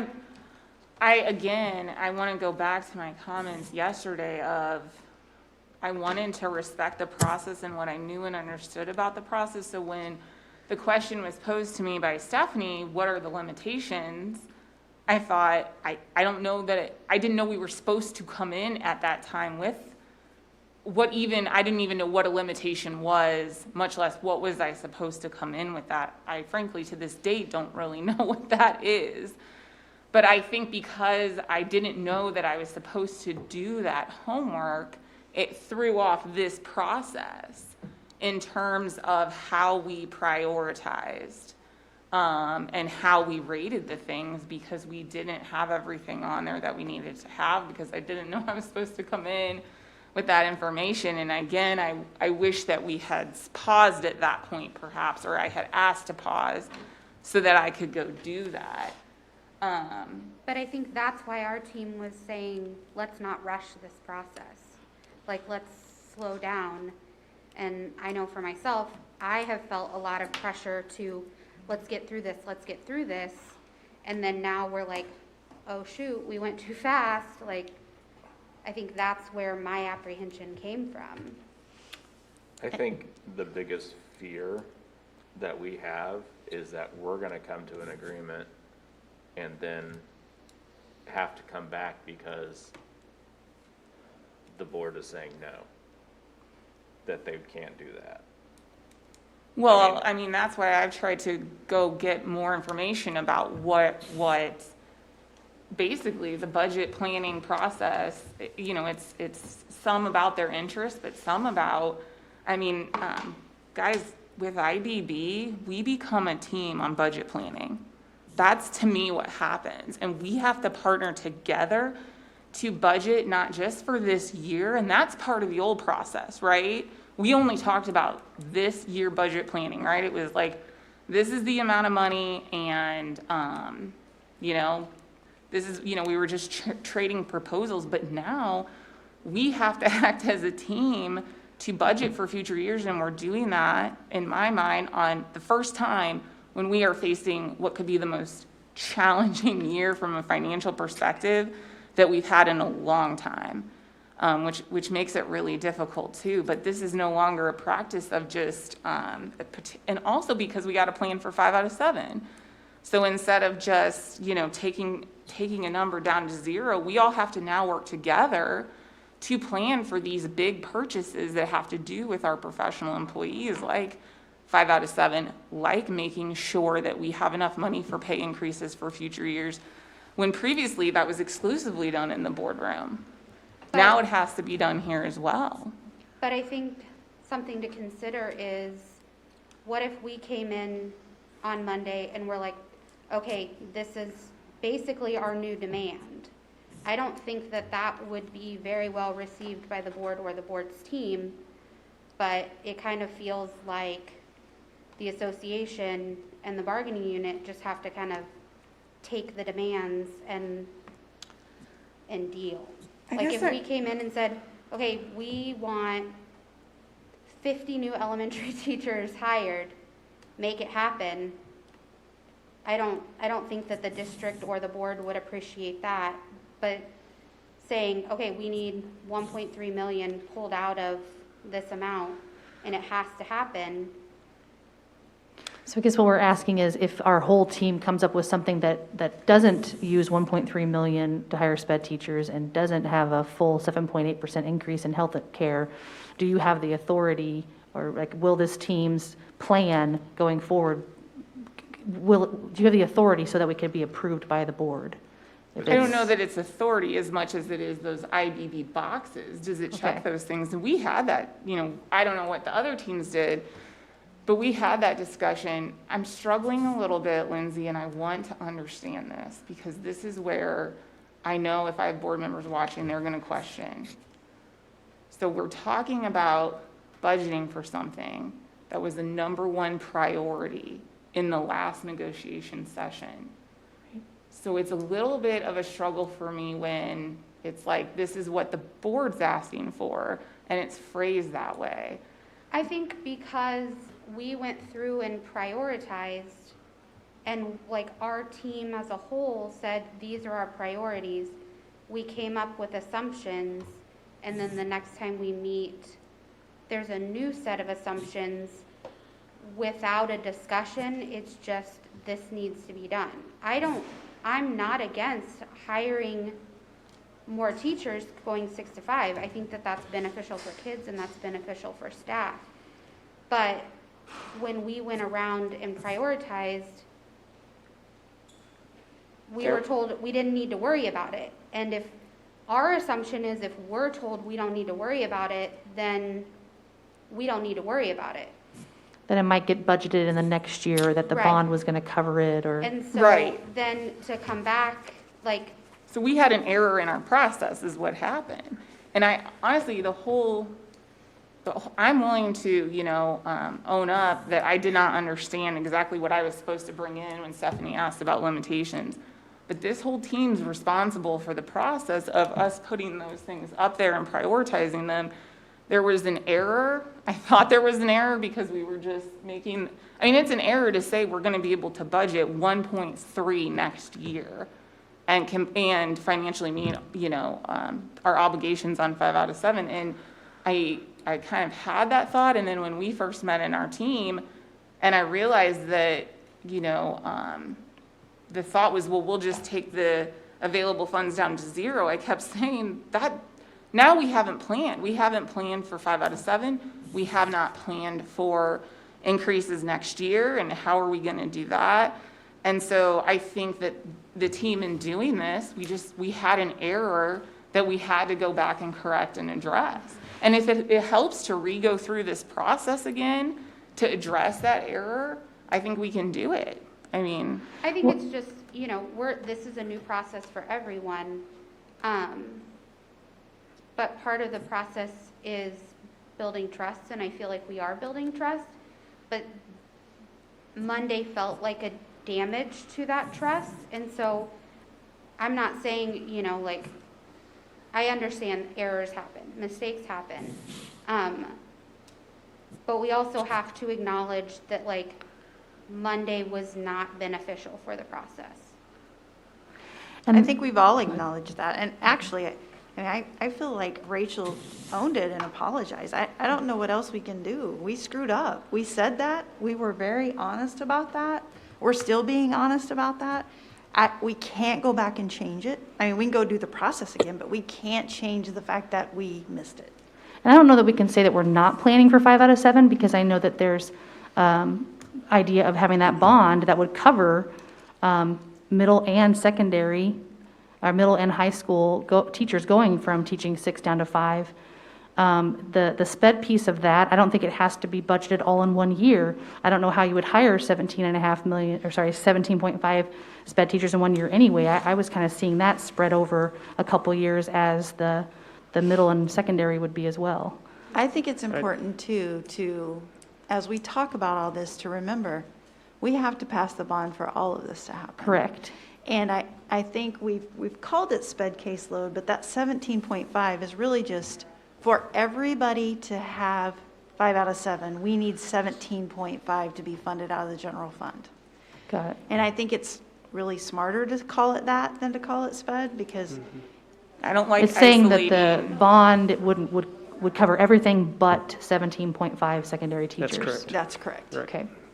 And so it's not just special ed, because ultimately, if we don't do this, then not everybody is going to get. I mean, the math it's just the way the Right. math works, right?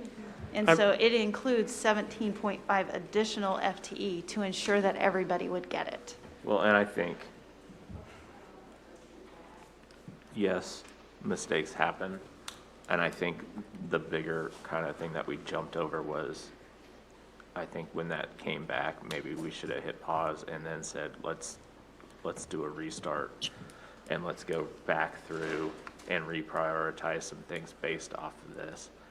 And I think, it's a hard learning curve. It is. And I'm not sure what I could have done. I mean, my regret that I expressed was not asking Stephanie about what the term limitations meant. I was very confused by that. But the choices that I had, frankly, were to let it go, and then we're not planning for 5 out of 7, and we're set up for failure next year, or to raise the concern as soon as I identified it, and then present that information to the team. I'm not sure what else, beyond going back to our first compensation meeting, I could have done differently. But again, I think the going from 6 to 5 can't happen in a year, and we know that. I was under the impression that it was going to be happening over, 2 years, and not even starting with 2021, because we're having that bond passed. So setting aside 1.3 million right now, I think you could put that over, a few years as well. I think the biggest concern is if there is no new money, we can't do that. You mean for the 21-22 year? Yes. And again, And now there is that money. And so if we surplus that, we can guarantee that we can move forward in the 2021. When we have to take in Stop me at consideration any that 5 time. million surplus that we have now. That's one-time money, though. It is, but It's in, bargaining unit, people will see that they put another 5 million into the reserves, and our, percent increase on the base was still, a lower amount. So I don't think that's the right phrase, that 5 million was put into reserves. That's not how you would describe it, right, Russ? That's what ended up being our ending fund balance this year. There was no transfer, right? Yeah, it didn't go into the contingency reserve. It just No, stays not in the fund contingent balance. reserve, sorry, it goes into the ending fund balance. But you add the ending fund balance to the contingency reserves to get your at least 8.3%, which is now up to 9.8. We just Right. can't budget one-time money for recurring salary expenses. Correct, but it could be a start for helping out to begin the process, and then you start budgeting from there on out, year after year. Especially if there is no new money. And I Right. think in the situation we're in, we have to be cognizant of that. And That's I true. want to keep in that conversation the potential of allotments. Correct, but then what happens when there's not allotments and they don't take our funding down and we do get new money? Is there a way to have a contingency that, this amount of extra money will go on to the salary schedule at the end of the year? Type I think we idea. would be open to that conversation. I think, the teams would need to have that. I And think the other in thing your that I- small groups, we could discuss that. That's true. The other thing that I want to share, and Um, I feel like this is a valid interest of the board that I have to get across here. Our P&A talks about doing this next school year, right? That's our start. Starting it. And it says that we have to have the funds in place. If we don't, and we don't achieve 5 out of 7, there will be no forgiveness for the board. They will 100% be accountable and answerable for that, and the public will not care about what happened to the budget through the COVID economic crisis. It will be the board did not meet this commitment, the board did not set up for success. So where their viewpoint of we have to set this aside and fund this, that's where it comes from. I'm not setting it as a limitation, so I don't want you to feel like that was what the board was doing. That has not been expressed as like we Jill. have to do this. Still on screen share, Oh, by the sorry. way. You know, and we're not expressing it as that, and that's not how we treated it, at least when my committee met, you know, we didn't do that. I just want to express the interest so that there's an understanding of where that comes from, is that even though we make the decision, the board and the board alone is going to be accountable for it, and the reality is that no other group's going to be held accountable for it.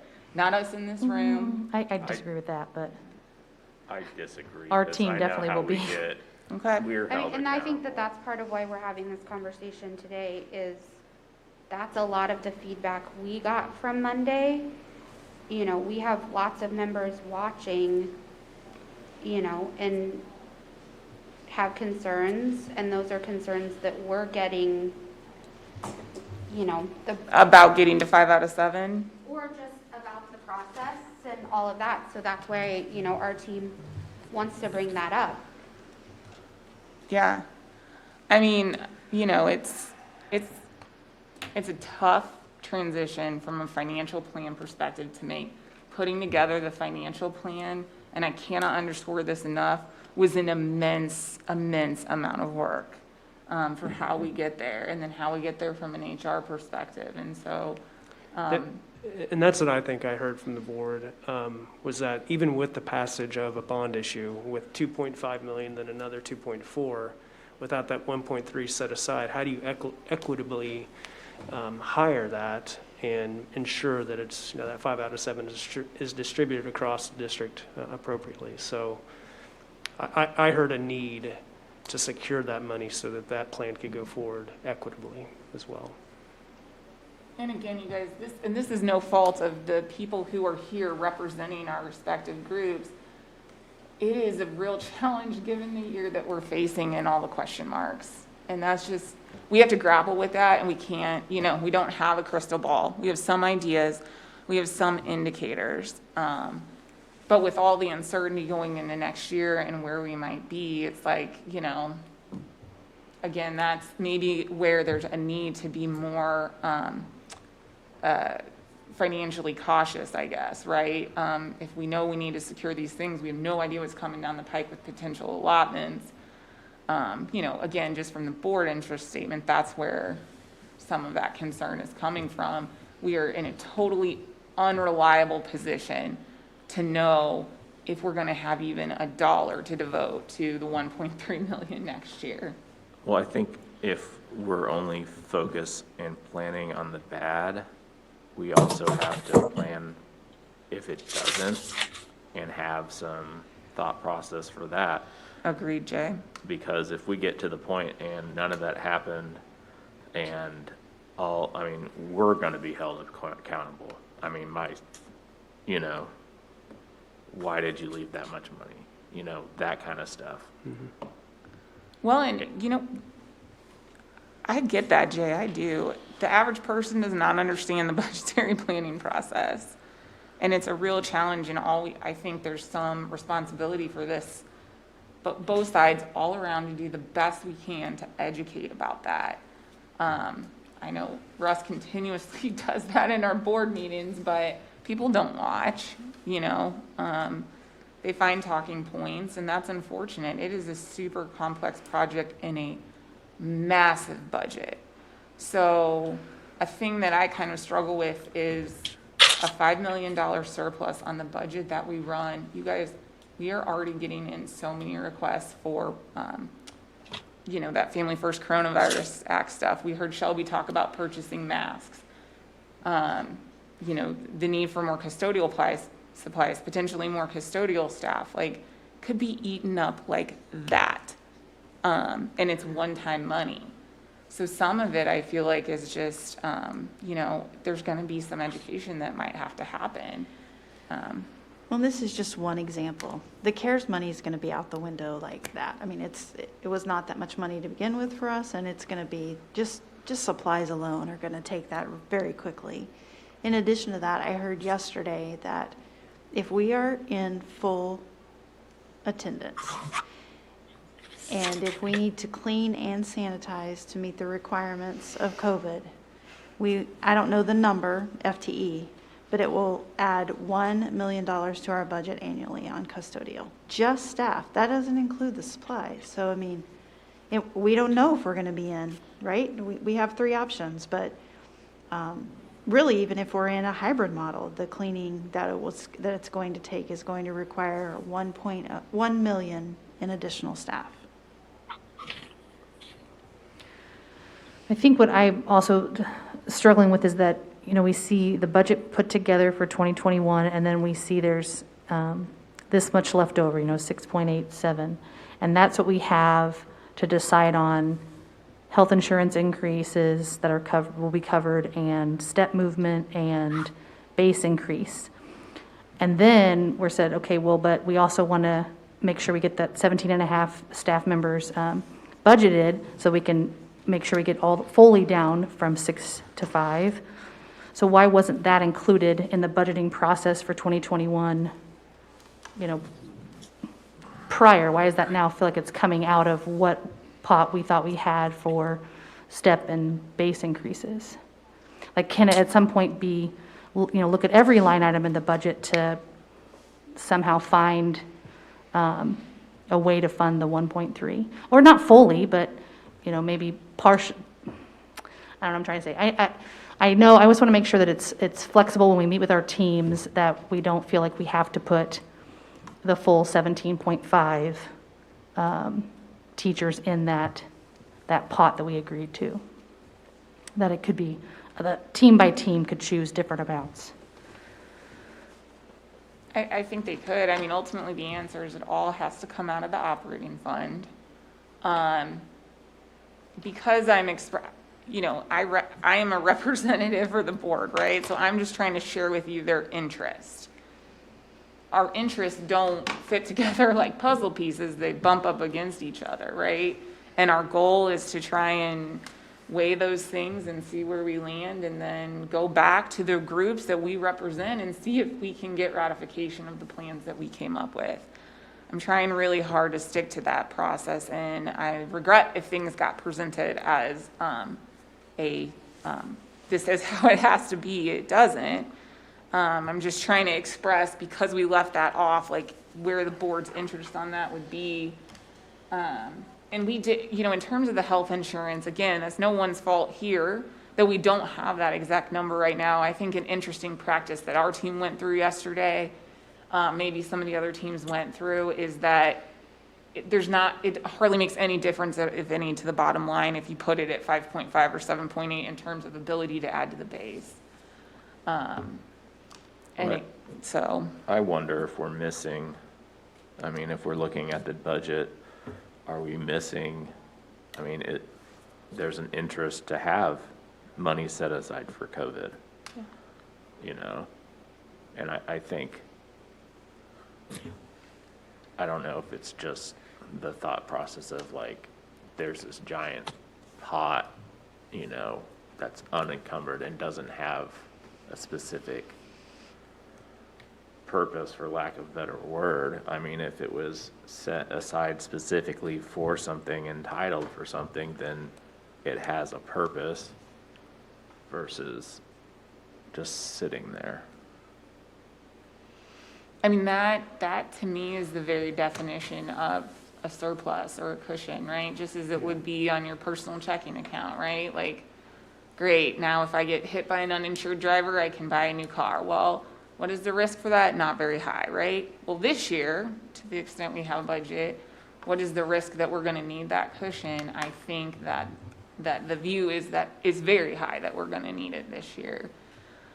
I think that's maybe a helpful explanation of you know, why that amount is really a good thing to have this year. And I don't know, Jill, I mean, again, we really are trying hard to stay within the spirit of IBB, and for things that aren't impacting professional employees' compensation and hours and amounts of work, solve those things financially as a team rather than come in and say, this is a limitation. We're trying, you know, I think that's the spirit and the heart of IBB is not, if it's a compensation or hours amounts of work for our professional employees, I don't think those are supposed to be just, we're doing them, right? We're supposed to allow you guys to be part of that process. So that's what we were trying to do. And I think I have a better idea of how maybe it needs to be done in the future, or maybe a better idea of how to identify accurately all of the interests to make sure if there's something that has to be planned for in this year, it's identified from the outset. And I think, Michelle, you kind of hit on a point that I appreciate of, like, this is a wild time to be trying to do this for the first time. You know, we're all in this land of what ifs, and we're trying to build trust in a land of what ifs, and it's difficult, you know. It makes a difficult process even more difficult. So I appreciate you saying that. So guys, if I can just jump in real quick with just a couple of things that might kind of round this out a little bit for us. I think best case scenario and best case assumption about sort of when we say sort of what went wrong. I feel as though at the most basic level, we as a group mistakenly assumed that the 5 out of 7 plan would be funded by the bond money. It felt really good and lighthearted when several times it was said, oh, that'll be bond money, right? Oh, we don't have to, have to figure it out from this money. We also sort of mistakenly thought that list of positions didn't need to be budgeted till next school year. I think those were 2 mistakes that happened, and then we didn't capture those as written assumptions. If we would have, we would be revisiting mistaken assumptions, quite frankly, instead of formulating it as adding new assumptions, right? And that really is the most basic crux of why we're looking at a different amount of money available and cost that now you all have to figure out how to find money for when you didn't think you had to before. I want to say that, okay? So it's really, I don't know that it's, again, you're learning. As facilitator for me, I try to come in and not influence power on either side. Meaning I don't always know the full culture that is already in existence when I start working with you all on economics. In some districts, it's just a given that the school board does the whole budget, and then what is available for the IBB group to work with is just told to that group. And it's just a given. There are some districts where there are school board members that are highly functioning on the IBB group. So they are able to almost do some give and take input where they get to be working with the IBB group to know where the IBB head is on certain line items that may not even be negotiable, and certain monies that the IBB group is eyeing at the same time that the board is looking at putting the budget together. So they get to have this 2-way communication when they're on both the IBB group and the board. So they sort of create a bridge and are able to smooth out where the board budget lands in line with what the IBB group thinks they want to monies to work with. There's a culture of that, right? There's a culture in not a lot of districts, one district that I know of where the IBB team really goes beyond what I see as really sort of mandatory areas of bargaining and has a whole lot of say in a very small district on every darn line item, if you will, to figure out how to move the amount they need into compensation. So every district kind of has a different culture, either pre-IBB or through IBB, that they've developed based on the agreement, the relationship, and the power structures that exist. So when I come in and I start to facilitate a first year under IBB, I try not to establish any culture that looks like any other district, and I see what comes forward based on where you all start to put things together. In other words, there may be more of a push come forward from IBB to have more of a say beyond what's traditional on line items, right? There may be more of a high communication between the board and the IBB team prior to the pot being designated. Or a culture may form where the IBB group is totally happy just hearing from the board, how much do we have to spend, right? So I don't know what the culture is going to be, and I try as a neutral third party to not dictate it. Instead, I just try to have all the information pulled and then see what surfaces as you all's practice and you all's culture. And so this year, it appeared to me that your IBB team was just sort of taking Russ's presentation, and the board spent what they needed to spend on all the non-negotiable items, and they were telling the IBB team, this is what you've got.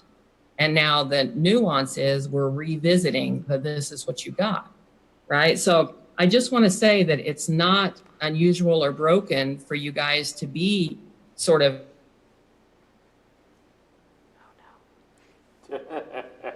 first time, right? You didn't know how this was going to play out in terms of the nuances for your district and how you come to decisions about what is the pot of money. And then I think, like a couple people have said, Lindsay, Rachel, Michelle, it's just like a crazy year for everyone.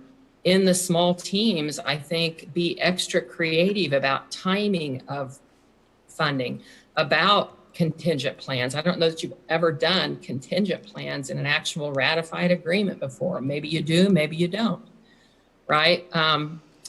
But I would say it calls for your small groups to be extra thoughtful and creative. You won't be able to just sort of slam dunk what makes sense. So that's really all I wanted to say in terms of giving you guys like the bigger perspective beyond just you all's IBB group. It's just different everywhere. And you all are really in such, like growth pains. So don't be demoralized. I love how you all feel comfortable enough to really share, take the time, and continue to work it out, and don't rush it. But I just wanted to respond in terms of what you're going through right now. No, we appreciate that. Thank you. Yeah, thank you. Sure. I just want to add a comment about representatives, and maybe just a reminder for this group that like that's what we are, right? So we're representing two different entities, and that's the capacity that we're acting in. And to give like a legal perspective on things, that's how things work in the legal world. Parties who are negotiating things don't directly work with each other because that's considered to be too friction-filled a lot of times, right? And so you have a representative that acts for you and for your behalf, just like sports agents negotiating their contracts. And so that's how the legislature set up the Professional Negotiation Act, is that, each side has the discretion to pick their own representatives on an annual basis. And so, who knows? I think there's some benefit to having continuity in the team for hopefully more than 1 year, but I think we've all sort of been pushed up to the plate to serve in this role and serve as representatives, whether we wanted to or not. And for the most part, I think we've done a good job of keeping that in mind, that we're here acting in a representative and not in a personal capacity. if that makes sense. So just kind of a thought that was going through my head when we were talking about that.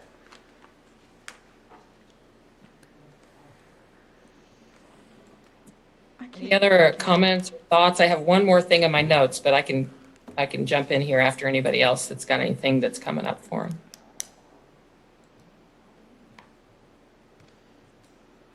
I do want to loop back to something that I think I've heard someone say a couple of times.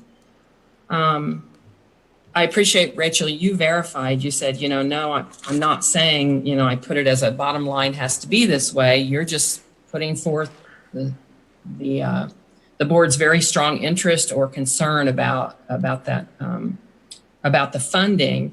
I think we kind of shortcutted that conversation around, well, who really takes the heat, right? So I want to flag also that, does it make sense? And I don't know if you guys kind of think about it, and then we come back again after lunch before you break down. Does it make sense to reprioritize, do the reprioritization process? Remember, that process was just for the small teams to have an understanding of where everyone thinks their constituents' heads are in terms of priorities. Remember the sticker process. So you can kind of maybe predict if it would come out differently if we did a reprioritization exercise. It sounds as though the 5 to 7, am I saying that right, mandate is a contractual one. Do people need to revisit the contractual language to see exactly how boxed in really both parties would be if it's contractual, because the agreement is certainly, binding on both parties, or what kind of flexibility is there? You could look at that during your small groups or a larger group. And then the third thing I want to ask, not to put you on the spot, Russ, but I think I've heard Jill say this, maybe someone else, that they're under the impression that what you've said, Rachel's clarified that she's not drawn a line in the sand around the 17.5 positions, but she's strongly telling you where her constituents are, right? But Rush, I think people have thought you've said before that 5 million that's part of the final balance is just like non-touchable as a ground rule, if you will, or as an assumption, if you will. But I haven't necessarily heard you say that. I actually have, when I watched the video again last night, I still didn't catch it. But can you respond to that in case anyone has concerns about the idea that when they're in their small groups, that 5 million is untouchable of the 17 or 18 million in the remaining balance? I would say it's up to the teams. If they want to go that direction, it's more than they're welcome to. When the question was asked just on Monday, they asked my opinion, and I gave you my opinion. I didn't give the direction for the team. So when I say it's off the table, in my scenario, it's off the table because I want that $5 million for exactly what Jay brought up. If we have COVID expenses, we can go to that money. If we have allotments or revenue shortfalls, we can go to that money, and we don't have to go and cut in other areas. We can tap into the reserves. It just provides us some more financial stability going into this year and next year. And does that help, Stephanie? Can you explain the Yes, I think so. Do other people feel like that answers that unknown or that question that was out there about that? I would add to that it is a strong interest of the board that $5 million surplus remain as a surplus. And I mean, I'm still a little confused about how we do it from a technical perspective since it's one-time money. Like, effectively, if our budgets dip however much a certain amount, right, if there's a deficit on our spreadsheet, we're now basically, it's not like that's a fund that we then go and oh, okay, we've got this 5 million, we attribute to it. We're effectively spending new money for next year, right, when we do that? Because that's only one-time money. Like, how does that work from a technical perspective? Are you talking about what? What are Using you talking? using the ending fund balance. It would be like you would use your savings, so then the next year you would either have to use your savings again Yep. or rebudget. You're just So, taking yeah. your reserves down. You're spending your savings account. I saved to buy a car, then I go buy the car, your savings is depleted, and then you gotta build again. So if we, So it's like one time, yeah. if it's all one-time money, so if you're gonna spend more than you take in, that's how I define deficit spending. That comes out of those reserve balances, those fund balances, Got it. okay? And the only way you restore those is you gotta bring in more than you spend. Which You I could- think, to add to Michelle's comment, it's, what goes with that is a desire to be able to provide a compensation increase next year. That's sort of where that goes in, right? Is the desire not to yo-yo on compensation increases to the extent that that's somehow feasibly possible. Would another option be to readjust the budget in the next year so that you weren't dipping into savings? I would, Just saying. I would answer that there's always that option, Yeah. but with the that's- large percentage being staff, then that means we're reducing staff. And in a time when we're trying to add, Right. then that means you're reducing probably a lot of classified. I mean, you have to reduce a lot of classified staff to get dollars, and I don't think we're in a position to do that. Okay. Russ, I would you would add just- to I would that? just echo Joe, that's what we try to do that every year, is try to do a balanced budget. And then there's things that's just outside of your control. For example, 2 years ago, we had the winter. Temperatures were terrible. Our utility bills spiked. We went into a deficit that year, mostly because of electricity. This year, we were on the good end of it. We had a great winter, and we were set up to have considerable savings in the utility lines even before the pandemic. Okay. So, Can I ask a point of clarification to the team? I think I heard, Rachel, you say that each individual team would have the authority or the capability of not doing the 17.5 teachers. Can we agree as a team? Here's my question. If we do that, are we acknowledging that we're putting 5 to 7 at risk? If we don't fund it, I mean, is that safe to assume? Yeah. Well, is there a way that, not fully funding it right now, then in the next year, budgeting more for the, like spreading out the budgeting process over a couple of years, I guess?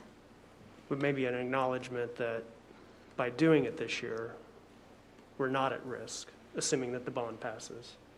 But if we Well, kick, but if if we there's kick it down the road, it's at risk. If there's a giant decrease in funding, it's gonna be at risk anyways. Yeah. I mean,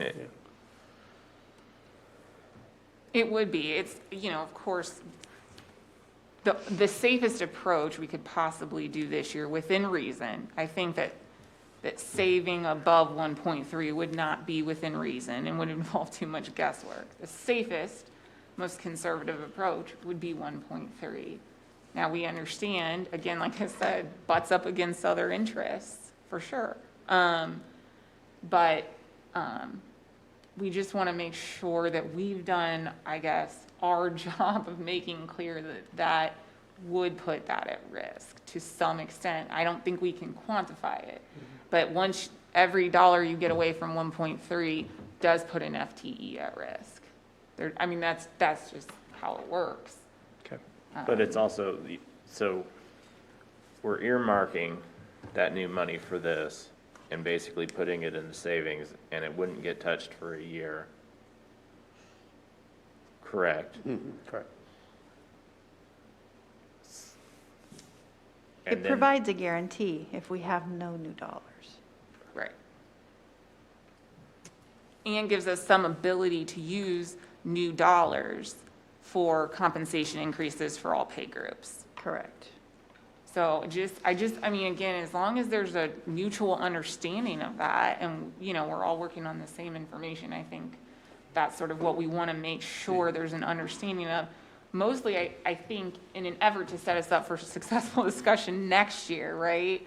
And not be in a place where we have a team member who feels like that wasn't fully explained or discussed or taken into consideration. I think the biggest hiccup in the thought process is budgeting it this year, carrying forward the 1.3.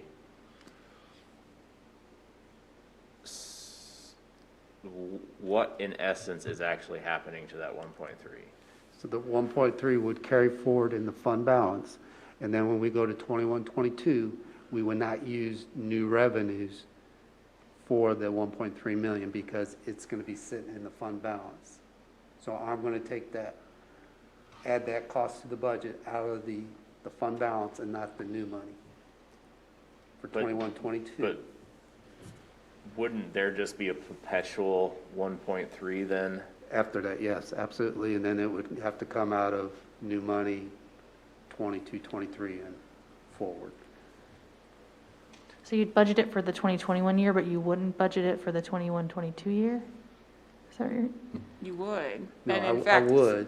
So you'd have the 1.3 in this year's, but you'd also have it again in the 21, 22. We would start budgeting it in 21, 22, and it would be in the budget going forward, because those are 17 positions. But then if, maybe I'm not understanding. So if we're putting it in the budget for this year, that 1.3 carries over to next year, which creates a 1.3 surplus because you're not paying people this year. But then if you budget in 21, 22, that's actually when you're paying them. So really, you're budgeting 2.6 million for the 21, 22 school year. Because No. this No. year's 1.3 wouldn't be spent. No. no. All right, so if we just take out, all things are equal, okay? And we go through this process, we reach an agreement, we spend all our money, I should have a surplus of $1.3 million for 2021, okay? Correct. Because that would represent the workload. Then, so that's a surplus of 1.3, and we go through the whole year, everything just works out perfect. I have 1.3 on June 30th, that carries into the fund balance. So now when I go into 21, 22, I should deficit spend 1.3. So we go through this whole process again, I go through the whole year, I should have a deficit of 1.3. I did not use any of the new money in 21, 22, that was still available. So I surplus 1.3 one year, and then I deficit the next year. But aren't you refilling that 1.3? Into a budget line item That's my for the question. 21, 22 I school think year? that's 21, the 22, biggest- I'm going to put the budget out, that's correct. But he's taking And so- it from savings. But I'm So, taking it from savings. so in 22, Okay. 23, we're going to have to adjust the budget to continue to fund that. Got That's it. correct. 22, 23. But that 1.3 that you would have spent for the 17.5 would now be available potentially for compensation and so on. See, because I think that's where the biggest disconnect is on our side, it was, you need 1.3 now. Next year, there'll be another 1.3 going into it. And then, do you see how there's this continuing down We're the trying line? to And that's- hold, yeah, we're trying to hold it now so that we can continue to give raises next year. Because if we don't hold it now, every penny of new money is going to have to go to fund that. And we can't sign contractual obligations without knowing that the money is available, again, particularly in the current economic setting. We So- can't authorize HR staff to go have out to and start give people hiring in contracts October. for money we Right. don't have to pay them with.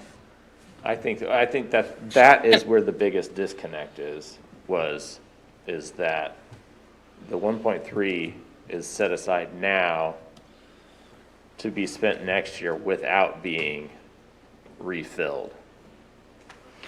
Or, I mean, there's an option of setting aside half of it now, and then the new money next year, setting aside half of it. But you're saying, there's a risk of not getting the full new money. So if it's clearly we're taking 1.3 out and saving it to spend it next year, couldn't that just be pulled out of the surplus? Right. Because you're not continually budgeting it the next year. Until 22, 23. That's kind of what we're asking us to do now. So the surplus is 6.8. And so we're asking you to pull that out.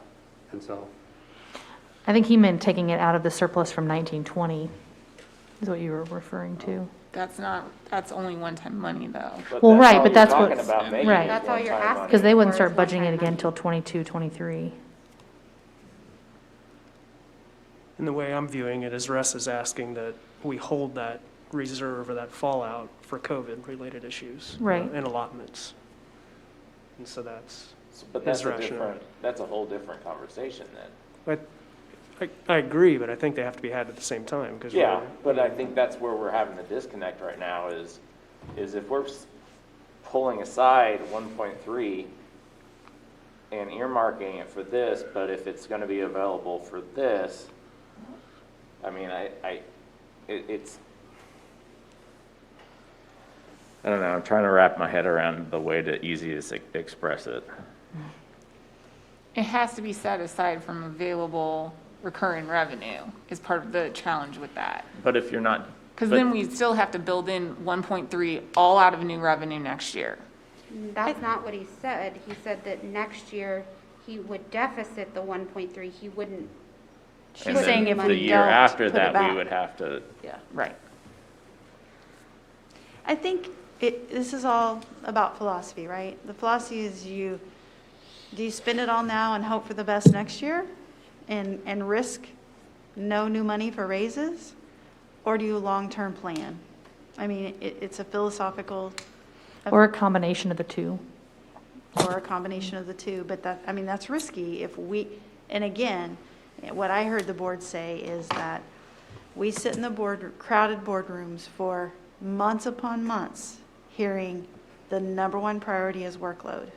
And we want to ensure, we want people to know that we heard them, we know workload, but now it feels like that we're backing off that workload is really important, the number one important thing. And so I think that's if we take part of it, we are risking the number one concern of workload. And I don't think that any of us meant that wasn't the number one concern or that wasn't important. I think, like what Stephanie said, we were under the impression that it was going to be taken care of, through the bond. Yeah, I think And we were so- all under that right, impression, right? Right. Now it feels like, I'm just being honest, it feels like to me that that's maybe not the number one priority anymore. The number one priority is getting the most money I can get for this school year. But just, I think and this is something our small group talked about, just like you guys represent the board and ultimately have to go with what you guys know the board will approve, ultimately, we're responsible to the bargaining unit and have to Try to find figure the out middle. how to explain to people this conversation in a way that's ratifiable. So it's not that those things aren't important to us, but ultimately we have to ratify an agreement. Right. So try to find the best middle ground, typically. But again, I mean, who approached the podium last school year was our professional employees. We certainly all are answerable to the third group, which is our community, who I think, again, I think if you were to ask anyone who was informed about, the issues would say 5 out of 7 is a priority because that's good for students. So. I had certainly guessed if the strategic plan, Oh, you're cutting out a little bit. one of the flip chart. I had guessed that if the 5 out of 7 were on one of the priority flip charts, I was always saying things like, well, I know everyone here would prioritize that just because of my peripheral impression of your last, the last time you bargained. It did seem like it was a very high priority that finally ended up getting embraced all around. What I'm hearing, when Lindsay said we have to ratify it as well, what I'm hearing is, yes, the 5 out of 7 is a priority, but we didn't want it at the, tell me if I'm misspeaking, we didn't want to take money out of our salary increases to fund it. They were saying, salary increases and not salary increases or. And even though you all have not done your work in small groups yet, I don't know yet because you haven't come back with the crunch numbers. You're kind of going in and out a little bit now. 0.5. Like when you actually do crunch the numbers, I'm not real sure how huge of a deal it is and how much it shaves off, what the actual, raises that you in small groups want to try to provide, because we haven't really crunched the numbers yet, unless you guys are just really good with it and you. We met on Monday afternoon in small groups. Okay. And we're lucky this year in that I don't think, and we haven't done this exercise in our group, we're not going to be in a having to pick situation. It's all a question of degree, right? I mean, we're not going to have to pick, fund 5 out of 7 or do a base increase. It's that, I think, is probably what all our teams are struggling with is the degree. My fear is setting that up for next year, right? Where we are going to have to make that choice. I'd like to be in the same situation next year and not have to make that choice, which again is why why long-term planning is important. Yeah, and I'm not in a small group, so I don't really know the extent of the, the impact on what it would take from either, depending on. So I'm thinking we're past a little bit on lunchtime. Maybe we do lunch, and then if we're ready, meet in the small budget teams again. Yeah. Come back here before lunch, or just go, I don't know. I'm starving. I think we should do lunch, do our teams, and then text Stephanie when we're ready to get back on. Okay. I just want to say this, even though it's one of our norms, and I think we've been exceptionally good at it, we have to end on time today because I need to listen to the governor. That's something that has to happen. Something important at 3:00. So if we could, I would even like to go off about 2:45 or 2:50. And if I just need to exit, I will do that. But I just need to get the live stream set up and all that good stuff. But I think it's important for us to hear this because it's going to impact. I mean, we all probably need to. It's going to impact our Yes. Okay, yeah. planning. Guys, real quick, very good point. Thank you, Michelle. And I'm also going to try to watch it. But quick point, again, I feel like a little bit of a beating a dead horse about it, but don't go into your groups feeling like, okay, like the strongest willed, idea is going to fight for the group, right? Also, don't go to your groups thinking you want to develop a plan that you want to come back and fight for with the bigger group. Go into your groups to be creative, and again, look at what could we possibly do to pull this together, knowing that's probably not, you're not going to come in and advocate it and present it as like the answer. You're in a group of 2. I think that's Jill and Russ, and then you're in groups of 3. Make sure that when you all come forward, you can all support what you put together. Right. So kind of don't make it a test of wills. Spend the time you have to spend until you really do have some consensus in your small group, and don't get real tied to your solution. Hopefully it'll 3 different scenarios that come forth will trigger you to figure something out from those. Make sense? I like it. Yeah. Okay. I'll watch my text, Rachel, and you guys have a good afternoon. Thank you, Stephanie. Thank you. Should I leave meeting and keep it open, or just end the meeting and reopen? I think we leave it. I think leave it. What do you think? I think leave it, or I think, Mute can myself. we pause it? What can we do so that it doesn't just show? Right, that's what I'm wondering. I think it should. This is gonna be longer than I think we should normal. just leave it and reopen Okay. it. I think you'll have Okay. less issue. Okay, I'll leave it. When I get a text, I'll reopen as host. Thank you. Thank you. Bye, guys.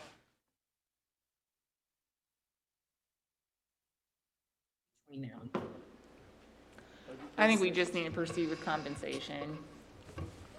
I'd love to see our friends' groups, Yeah. our friends' thoughts. Our friends' thoughts.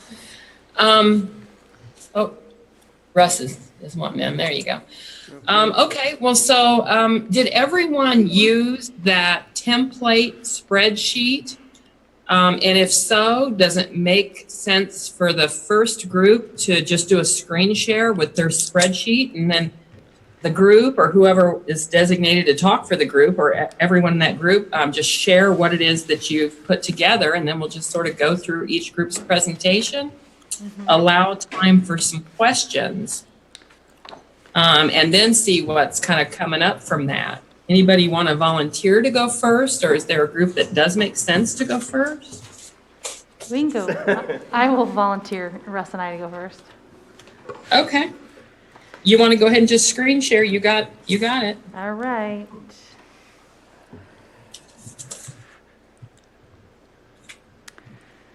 All right, so, do you want me to make it bigger?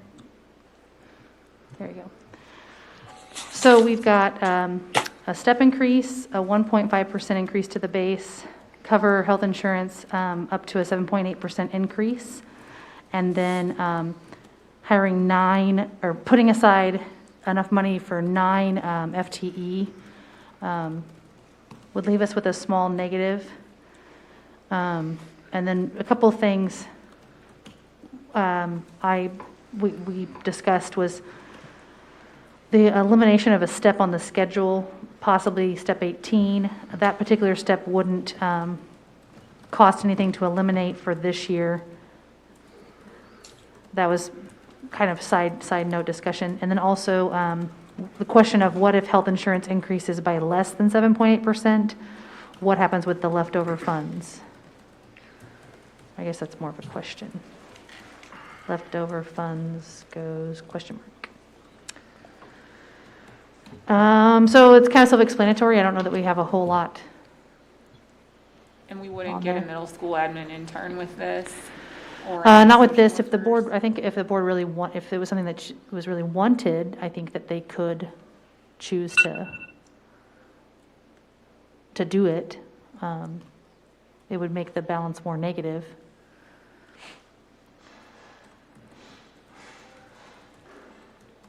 So Rachel, do we just show it and then we discuss, or do we show someone else's next, or? Well, I guess let's pause and see if anyone has questions on how you all determined what you would do. I'm curious in terms of, did you have a rationale behind the budgeting for the 9 positions versus? We looked at half. Was it? We talked about looking at half. Oh, you just went half. Okay. And not that we don't want to necessarily. eventually have a budget for all of them, but to start with.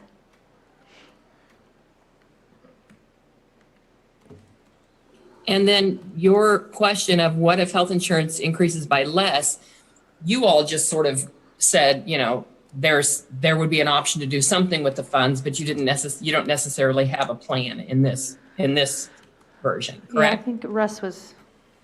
Yeah, Go ahead. it'd just be less cost that is reoccurring, and it would make more money available for 21, 22, because it'll be less health costs against the budget, which frees up more money of the new revenue.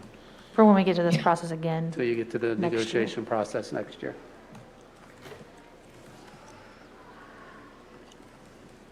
What questions does anyone have in terms of their decisions to do this version and or how they figured some calculations? Does it all make sense? Any questions on that step 18 move? I am curious on because I thought I actually heard someone talking about adding steps to so I would be curious to hear the thinking behind the elimination of the Yeah, step. sure. I mean, this was brought up actually at our very first time that we met as a team, so that was my thoughts then. Since then, we have discussed what it would look like to redo a salary schedule, and that's kind of a discussion for another time. I know we've talked about it on the association side as well, and what that would look like. So that was just still in there from our first time meeting back in June. I would be fine not looking at that for this year, and more having a team together at some point to look at a what don't you call it, a new, Image. re-image, we would re-image our salary schedule. So actually, I would be fine just taking that off. Okay, so right now, that was really cost neutral that eliminating step 18 was really cost neutral. It didn't take from or add to For your, a year. your money. Yeah. Oh, okay. Well, and that was a question our team has talked about, and I believe from the way, Jay, you can correct me if I'm wrong, the way you've explained it to me in the past is you get to the bottom faster, but because people aren't stuck in dead zones, the pressure doesn't become strictly on increases to the base, becoming so vitally important for people to make more money. Is that? Yeah. Okay. The schedule overall becomes more expensive. So then that's a balance, right? Wouldn't it become more expensive? If you eliminate the step, yeah, initially those step costs would, you get to the top faster, you have higher costs. Yeah. Yes. So it's all, yeah. And I think that's a much more detailed conversation than So we're prepared so to that's have coming right off now. of your proposal. Correct. Okay. But potentially Well, something to. I mean, either it stays or go. Either way, if it sparks you all in terms of thinking different ways about that, you can leave it. I mean, it's just, it's just words there at this point. I think, and this is just my opinion of, once we get through this process and have gotten some learning done, that's a task force thing to happen that people take some serious time and look at. And It's a monumental undertaking because I think yes, you Yes. mess with one thing and then this thing comes and it's a question and then another thing comes and then, how does that impact recruiting? And then you start comparing to other salary schedules. Are we remaining competitive for these different areas? So it's, it'll make your brain hurt. oh, I know, I have all that data. Yeah, we're ready. What other questions? Any other questions do you have about this? And also, I'm going to ask what may be a no-brainer question to you, but when you all do your increase to base, is there a commonly accepted effective date? Is it effective with the school year? Yeah, it would start with the first paycheck of the school year, which would be September 20th. Okay. Any other questions? If not, next group want to share theirs? You want me to go? I'll stop. Save the best for last. That's right. You're not allowed to do that. Did you not listen to anything Shelby said? Sorry. Better go Not wash that we're your hands for competitive or 20 anything, seconds. but, Okay, Yours is so fancy. we put 1.4% increase to the base. We had in there one admin intern for middle school, 12 additional FTEs, and one social worker. We do have a deficit in there, but we discussed earlier that, this 920,000 is not money that's going to be being spent this year, so it's, still in the savings. So we won't necessarily have a deficit for this current calendar year. If you look at the overall number-wise.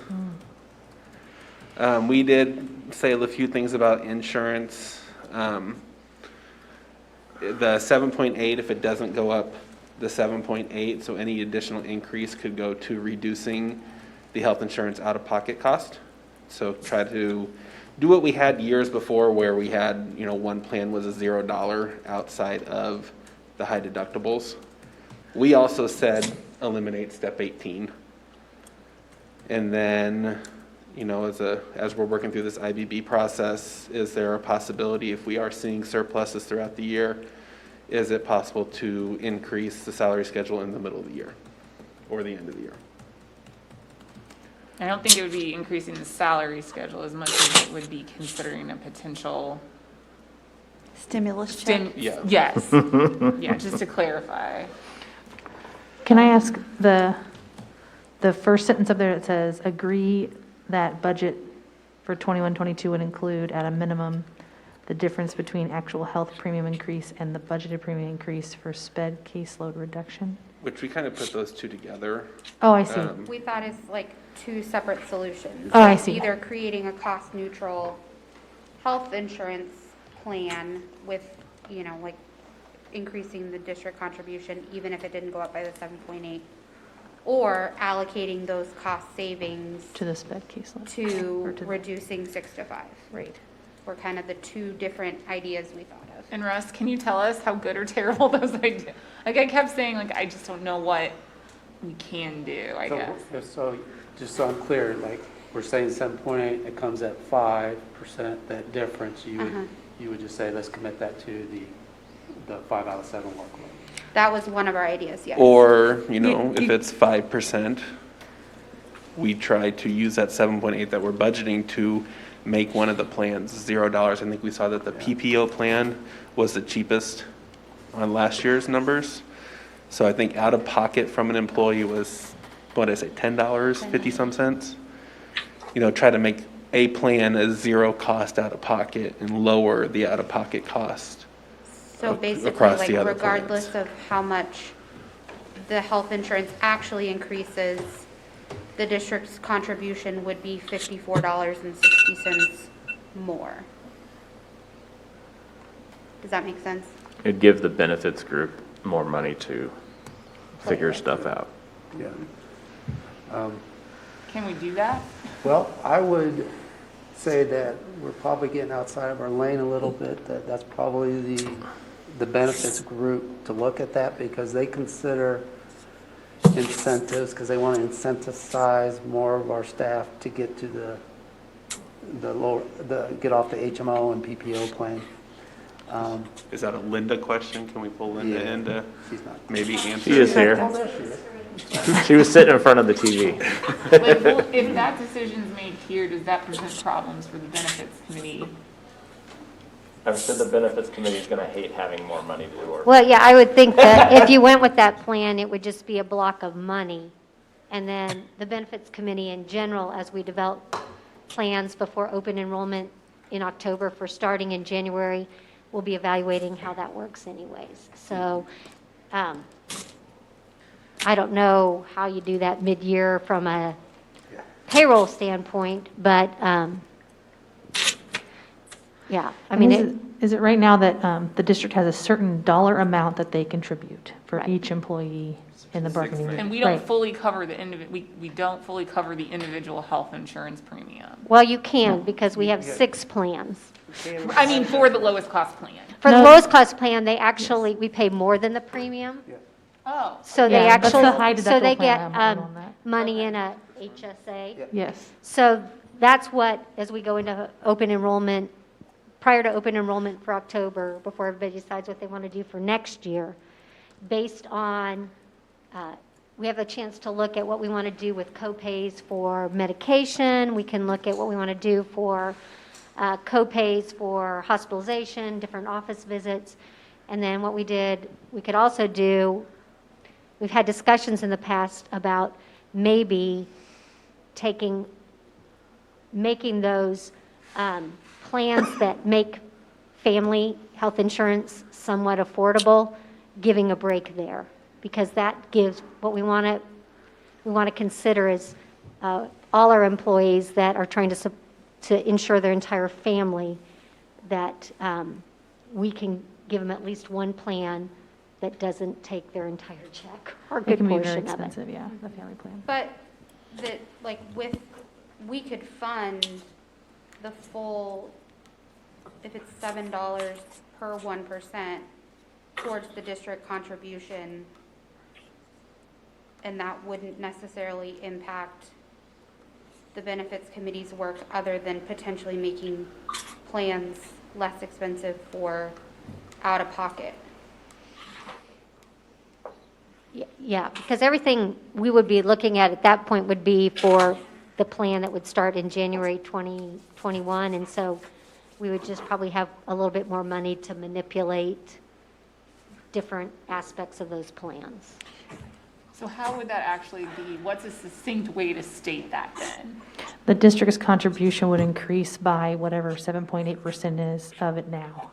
Like if it's 694, take that times 7.8%, So it wouldn't- that's what it would increase. Wouldn't be up to on the individual premium, it would just be 7.8. Well, we use the HMO premium because that's the most expensive. So we would increase, So there's a dollar amount. So it's not like you do 7.8% of each plan, you get, if 7.8% equates to an additional $18 a month, I'm making that up. $18 on the HMO plan isn't going to make as much a dent as it would for like your high deductible plan, that would be $18 more a month you'd get for your HSA. Okay. I think in Russ's budget presentation, it said 1% equates to $7. it'd be about $62 a month on the HMO premium if it went up 7.8%. So everybody would get $62 more a month, employer contribution. So if you're in the two lower plans and your premium doesn't go up 7.8, you're going to get more money going into your HSA plan. And So people instead of would getting want, $100, you're going to get $100. I mean, I think I know the answer to that, but that's what you think people would, I mean, I get that, that's a good thing, you got more money to spend on health insurance costs, but I assume we're not like, those aren't like too funded right now, or they can't spend the money because that's not like an issue. Okay, just wanted to make sure. I think Russ has shared that we have, what's the percentage? I mean, it's an incredibly high percentage of all employees who take insurance. It was like 80 or something. Yeah. Yeah, it was high. Like 80% of classified, certified, combined administration take some sort of the insurance.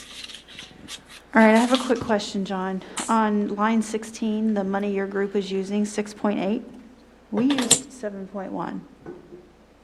Well, we were talking about taking out the $250,000 that the board wanted to set aside for classified. So that's where we got the 6,877. Yeah, but we didn't zero out either, so it might not matter, you know what I'm saying? Well, we probably need to look at we need to go back and look at our. Because we thought that was a priority, right, to have that 250,000 for the classified hard-to-fill positions, so I thought the 7.1. it included that 7.1. 250. So we took it out because we wanted to be done. Prior to the 250. Yes. So we need to go change our starting number as we present ours, so just know we're going to have a big deficit. But that's basically what happened with ours. Well, we can fix that. So like when Russ brought your presentation back on Monday, know the if that's funds right, went up guys. to 7.1, but also we budgeted in $250,000 for classified positions. that's So I just said, just take that off the 7.1, because we want that to happen, and now our starting point would be And $6,877,000. my clarifying statement would be, I think in the future, it'd be better practice to leave that money there, add a line that says that, and it's there, because I can't remember everything. Yeah. Yeah, that's right. So let me just verify, the first screen share we got, or the first, version of how you could do your economics from Russ and Jill, I think was pretty straightforward and clear for everyone. Now we are looking at is this John, Lindsay, and Rachel's version? Is that the one we're looking at right now?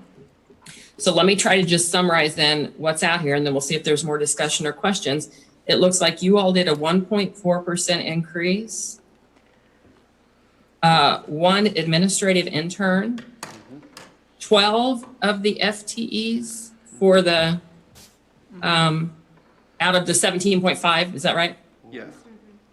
Okay, one social worker, and then 7.8 on healthcare, but you all are talking about, could you, if it's not 7.8 and say it's 5 or 5.5, could you take the savings and designate it towards offsetting healthcare costs in some way?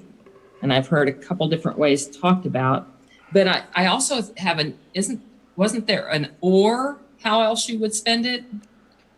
Or allocate the money, the savings towards the 6 to 5 reduction of that 17.5 FTEs. Okay, got you. Okay, so Just as another sort way of to either were set the just money. ideas. And then Can we the do other that? thing, I'm sorry, can I ask a question? Can we do that? Well, absolutely. Okay. It would just, It would go in the ending fund balance, Yeah, right? you would And then just have more savings, and then you dedicate that to So then. And then- the extra 5. So when we got back together next year. Let's come back we to would those more say- detailed questions here in a second, Rachel. And then also you had eliminate step 18 as well. And then is there anything else I missed? And I know Rachel wants to go deeper on that, the hows, but did I also hear you say something about COVID?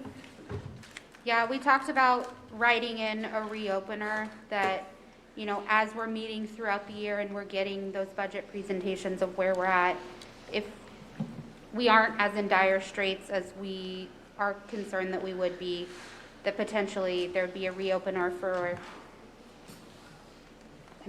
discussions of, for lack of a better word, COVID bonus or stimulus check or Hazard pay. whatever it is.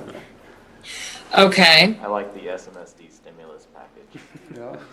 Okay. All right. And then I went looking for my glasses. I pulled out my right contact. I'm going to find my glasses here while you guys are doing in Michelle's team. And that's why I needed to make sure I captured it all on my notes. But so I can't read the little print there. So was there anything else? And then I think Rachel wanted Russ to go deeper about how that allocated extra savings would be applied. Was there anything I missed though when I just read that summary of what your plan does? I don't think so. Okay. And then Rachel, what was your question about how would you actually do that? I just want to understand what we would be doing. So we would basically be, as we negotiate for next year, saying, okay, guys, we saved X many $100,000 because it wasn't at 7.8. So we have a pre-agreement sort of that amount at a minimum is going toward 5 out of 7. Or whatever. Or you just build it into the budget. Yeah. Because you know the savings are there. So we're going to set out budget for 7. Oh, okay. Sorry, it just connected. Okay. Ding, ding, ding. Yeah. So we could budget it then. We Yeah, could, so just to finish my thought, we budget for 7.8, it comes in at 4. We know we have that savings, so my budget's gonna look better for 21, 22. I'm just gonna go in there and add in my budget from the get-go, the 5.5 teachers yeah. Well, positions, so now it's there. in case you couldn't tell, the ideas did not come from me. They came from my team members, and I actually think they're both really good problem-solving ways around dealing with the fact that we don't know that number. Yeah, and it feels like it might provide more comfort level to the board, even though it's not a guarantee. It is a little bit of a contingency plan if there is money to be able to fund more of those positions. But if that's what you decided to do with it versus towards healthcare, so. Okay, any other questions on this version before we go on to the next one? I think it should just be this, though. They patted themselves Adjusting. on the back too soon. They have a little bit of Oh, we're discussion still they fine. need. We're still Then I going. am gonna go put in the right contact so I can see what you all are seeing. I'll be right back. Okay. Yeah. That way we're all on the same page on that one. Did you change it to 13? Yeah. Changing our answers based on our answers. A little bit. No cheating. Wow. Rude. You know what? Hey, we're We got using an our update, resources. and we reevaluated and pivoted. I changed it one more time. That's still less than where they came in. We still did better than them. I know. Are One you of you's sharing? gonna have to screen share because I can't. I'll do it. All right, perfect. I like her Yeah, that's a nice chair. setup. Show off. And her Yeah. family. Never I know know- her so well. I went on one of those river things, maybe like 6 years ago, and fell out. Oh, I almost didn't make it, thanks to Kim Gilman. No, she didn't save me, but She didn't save well, me. because we were in a big, once we got past the rapid, they were able to come over and get me, but I had to float down the river on the rapid. It's real And fun they had pulling told us somebody ahead out of of the time, like, water.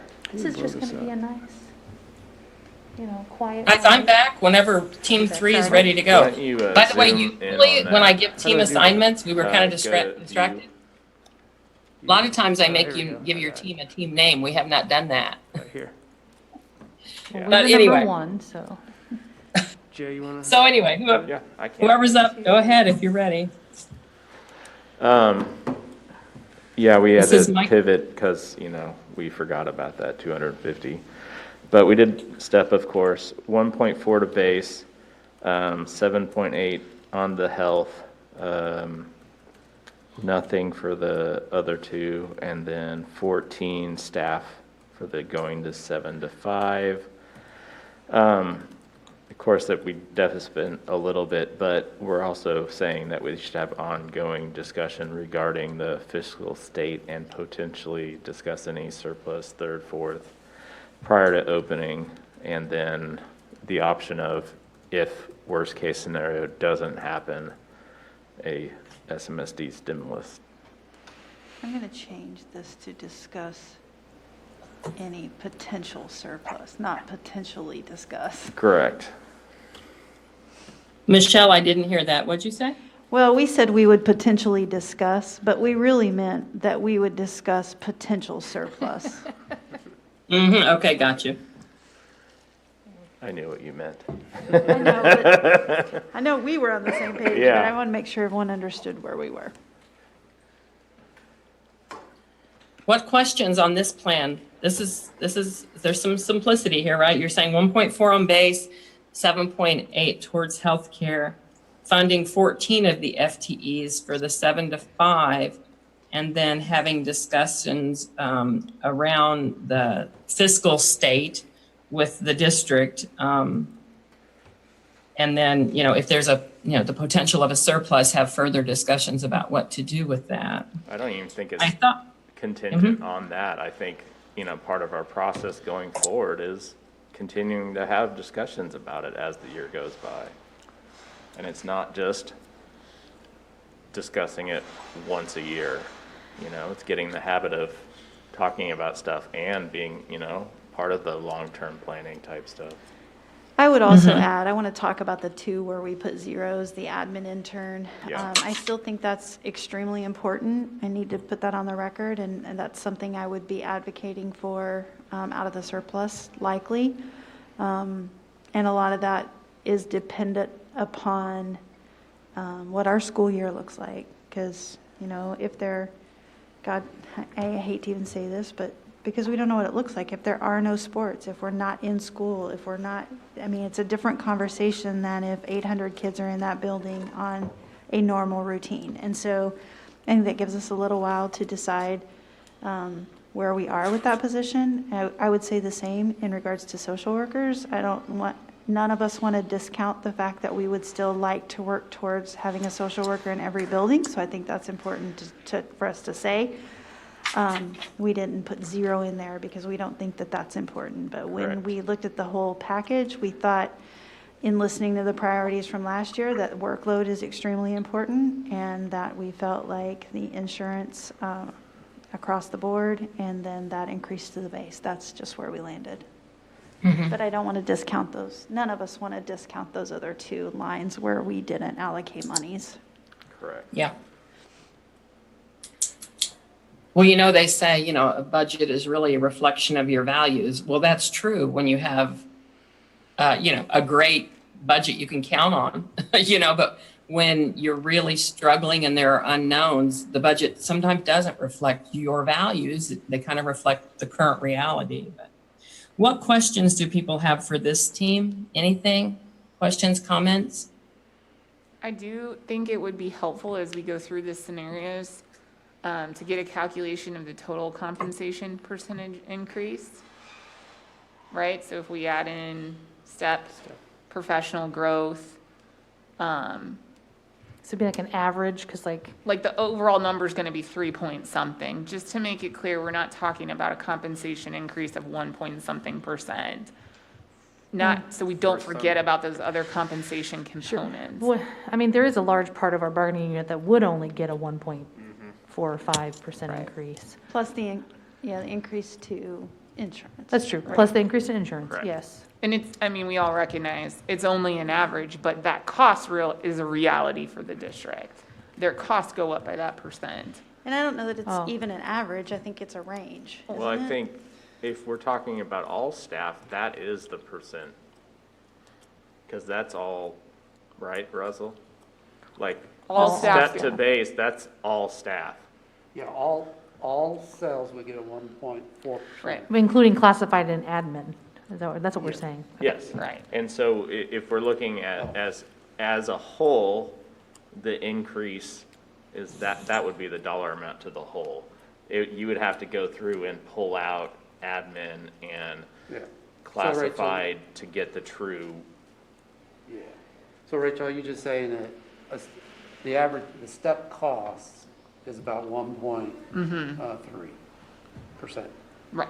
for those that are getting a step? And then you would add 1.4 to that, and then whatever health insurance is, and then whatever, if they get professional growth or not. Right. So, Are you looking more at like how much the district has spent on compensation last year versus this coming year and looking at that? What is the That's a little bit different. increased? What is the increase in compensation being paid to our professional employees?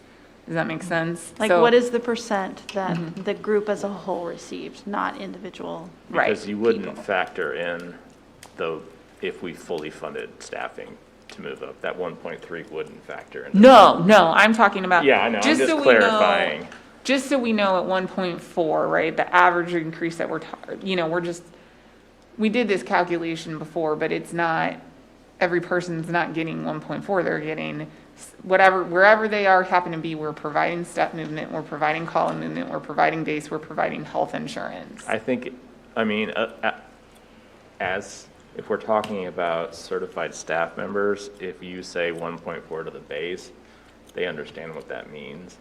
I think when you're trying to break it out to what the actual average is, it's much different because we have a indexed.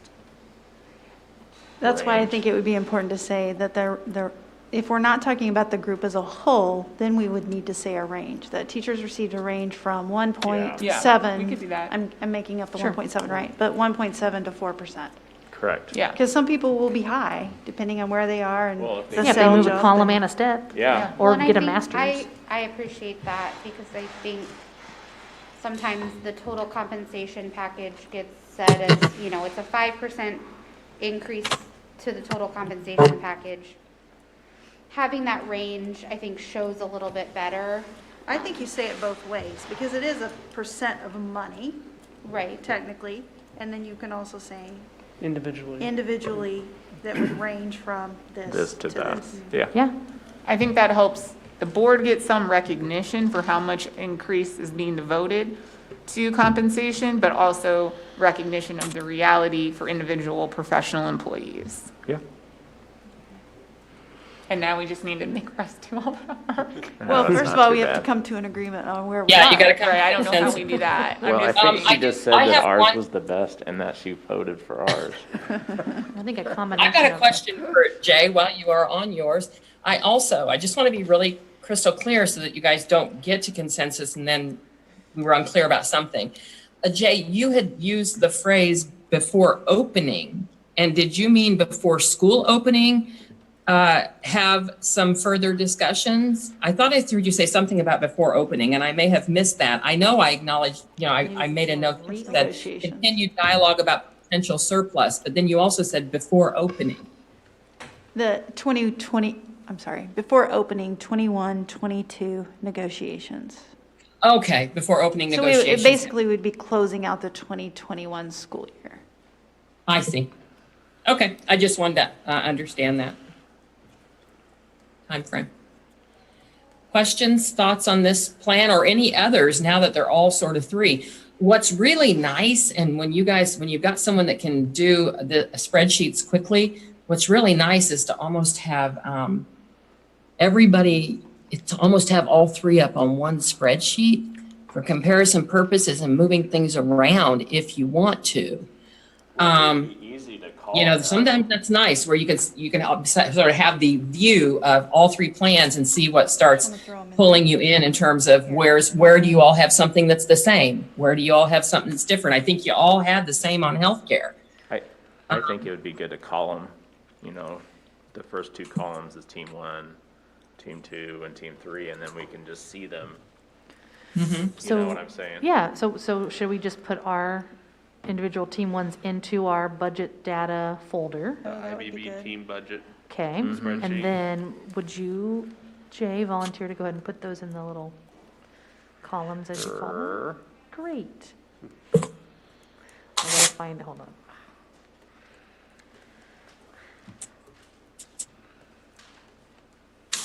Okay. Started. All right. Mine's not in there yet. Hold on.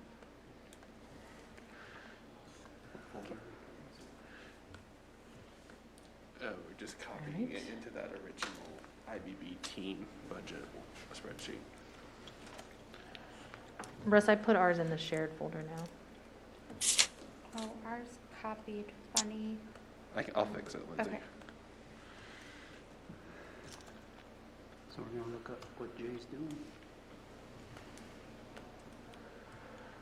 I'm in the original IBB team budgets. Great. Stephanie, can I ask a question that I don't know if I want to ask or not, but I'm going to? Sure. So we are projecting that something's ratifiable, right? So we indicate, we think this is going to be ratifiable. Have you ever had a situation where someone said, I think this is ratifiable, it did not end up being ratifiable, and you had to come back and do more work? No, that's ours, Jay. Okay. I mean, what do you do if that I happens? mean, not me, but it happens all the time in traditional, Yeah, you know, or it's a lack of communication or conversation about it, but it really doesn't happen in IBB. I mean, I guess it could, but you know, I think people have said a couple times, if you don't rush the process, so people, you know, that this committee is not missing something that their constituents are going to zone in on that this committee didn't think of. So as long as we're not sort of trying to really slam dunk and rush it, and we're thoughtful. And then I think that as you start pulling things together, you know, and I don't want to, it's not insulting when I say hiding behind, but without being too quick to use that, not ratifiable, the board won't agree with it. Don't be too quick to use it to make your work easy. But where you do see things that you feel like you need to say to the group, then say it. And it may require that you guys work harder. It may require that you all really hash it out in a hard way so that you can articulate to the constituents why you guys came to this. And you may have to be advocates, you know, when you ratify. You may have to be advocates when you share with the board on why this group came up with this. You'd be pretty surprised about how when you have a united group of association folks and representatives from the district that are united around a plan, how powerful that can be for the board members and others, and you know, for the association. You know, and I think generally Shawnee Mission's a mature enough district and NEA group that I may be wrong, but I'm guessing that over the years, the leadership has been sort of in place steady enough that they've got a pulse on what can ratify and what won't. And I sense that everyone here knows it wouldn't be good to try to take something that's going to get voted down. Right. So it really does become all about leadership in this process. So, I mean, those are my thoughts. I don't know what other folks feel, you know, about that question. It's a good one. Jill, are you fixing yours? that makes sense to me. I'm doing mine. No, you're fine. Jill, were you working on yours? I was just doing some stuff in yours, but you can just do No, it. go ahead. Okay. Go ahead. Too many people on I one know. cell trying to do the same thing.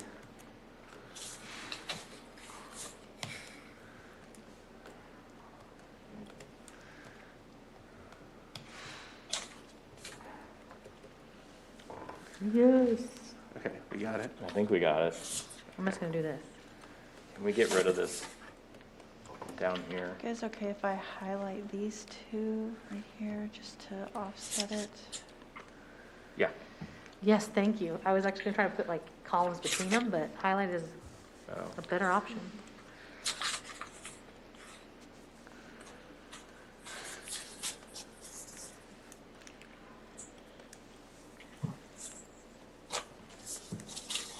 You want a fourth column that is what we agreed to? I was wondering that too.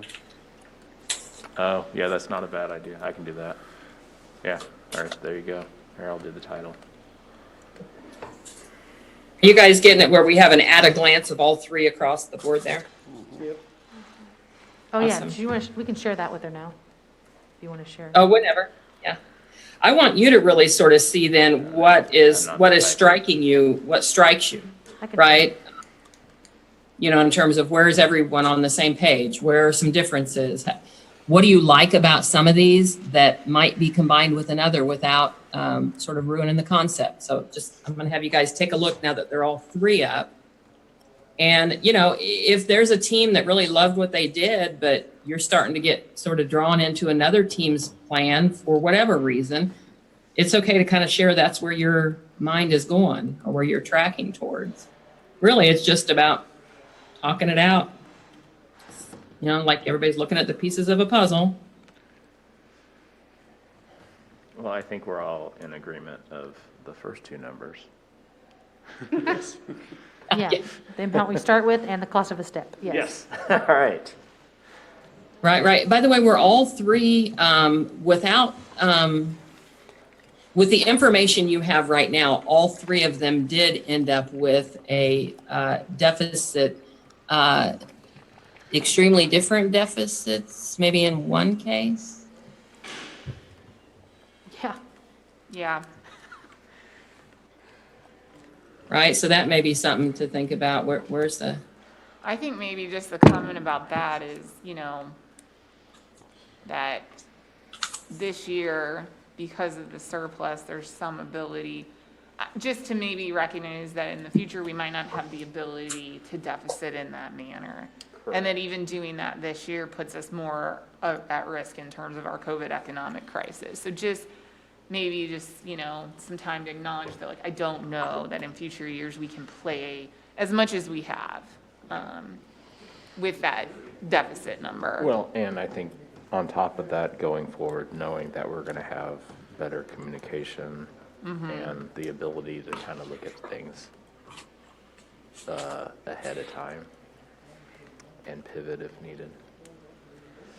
Can we, it looks like we're typing in the 7.8 because we're all in agreement with that. I would suggest that we adopt Team 2's idea as perhaps a TA, Yeah, an agreement that if it falls in below, I know there was two different options there. I guess I like the idea of it going 2 employees, not necessarily 2.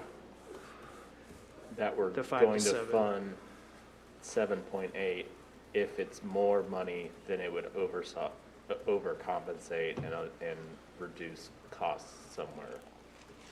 Give the benefits committee money to be able to take some of the weight off of I think teachers. that's what I was thinking. Yeah. Yeah. So basically, regardless, the health insurance contribution by the district would increase even if the increase wasn't that great. Right. Okay. Just don't So let is what I CBIZ typed know. in there.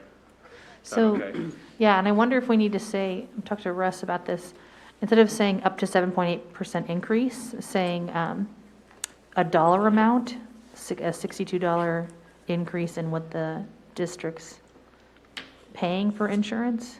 I mean, that's kind of what you're saying, is that, like, even if it's not going to go up by $62 a month, you get that. we will contribute another $62 a month. But, I mean, Is it, because to all people. Because on the presentation, it said 1% equated to $7. So 7.8 times 7 is $54.60. Yeah, and so first I was doing 7.8% I don't of. know, that's your numbers. No, I know. So, okay, no, that's a great question, because first I was doing 7.8% of 694, because 694 is what the district contributes. But then I went and looked at what's the actual cost of an HMO, which is 750, I have it, 750 some dollars, so you would actually take 7.8% of that, because like, that's the total cost of the premium going up 7.8%. That's 58.50. Hold on, I have to find it. HMO is 794.47. Times 7.8%. Sorry, what is it? The HMO is 790. So your budget presentation that said 1% equals $7 was based on information at that It's more, it was moment in time. 7.9, it was $7.95, so, yeah. But so that's the idea, is that like, Had a simple rounding error. we've always had a specific dollar amount that the district contributes, and that's actually written into our negotiated agreement. Correct. So are we wanting to say that we will cover up to a 7.8% increase, or we will cover 62 extra dollars? We will contribute, or, you know, the district will contribute an extra $62 Regardless per of month. what the, Regardless of what the increase is, correct. That's what I'm trying to get at. So the wording would be different. that makes sense to me. And I think- It's easier Yeah. to think. I'm good with that, and I think that's what I was suggesting, but as I'm thinking about it, these are all levers, right? And Right. so my thinking is, I'm good with that as long as we fund 5 to 7 at a higher level than some of the other groups are suggesting. So, I mean, I think that's a good place to start, but we need to So have you're ongoing- good for now. I'm good for now, Okay. right. Yeah, because it's in I this- think I would agree with you. It's in the section under the board contribute to health insurance.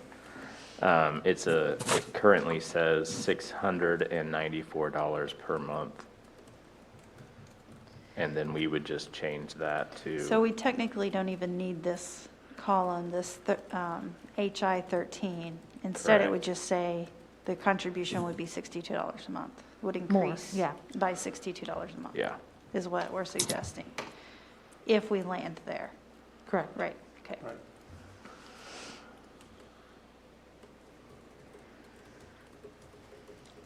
Yeah.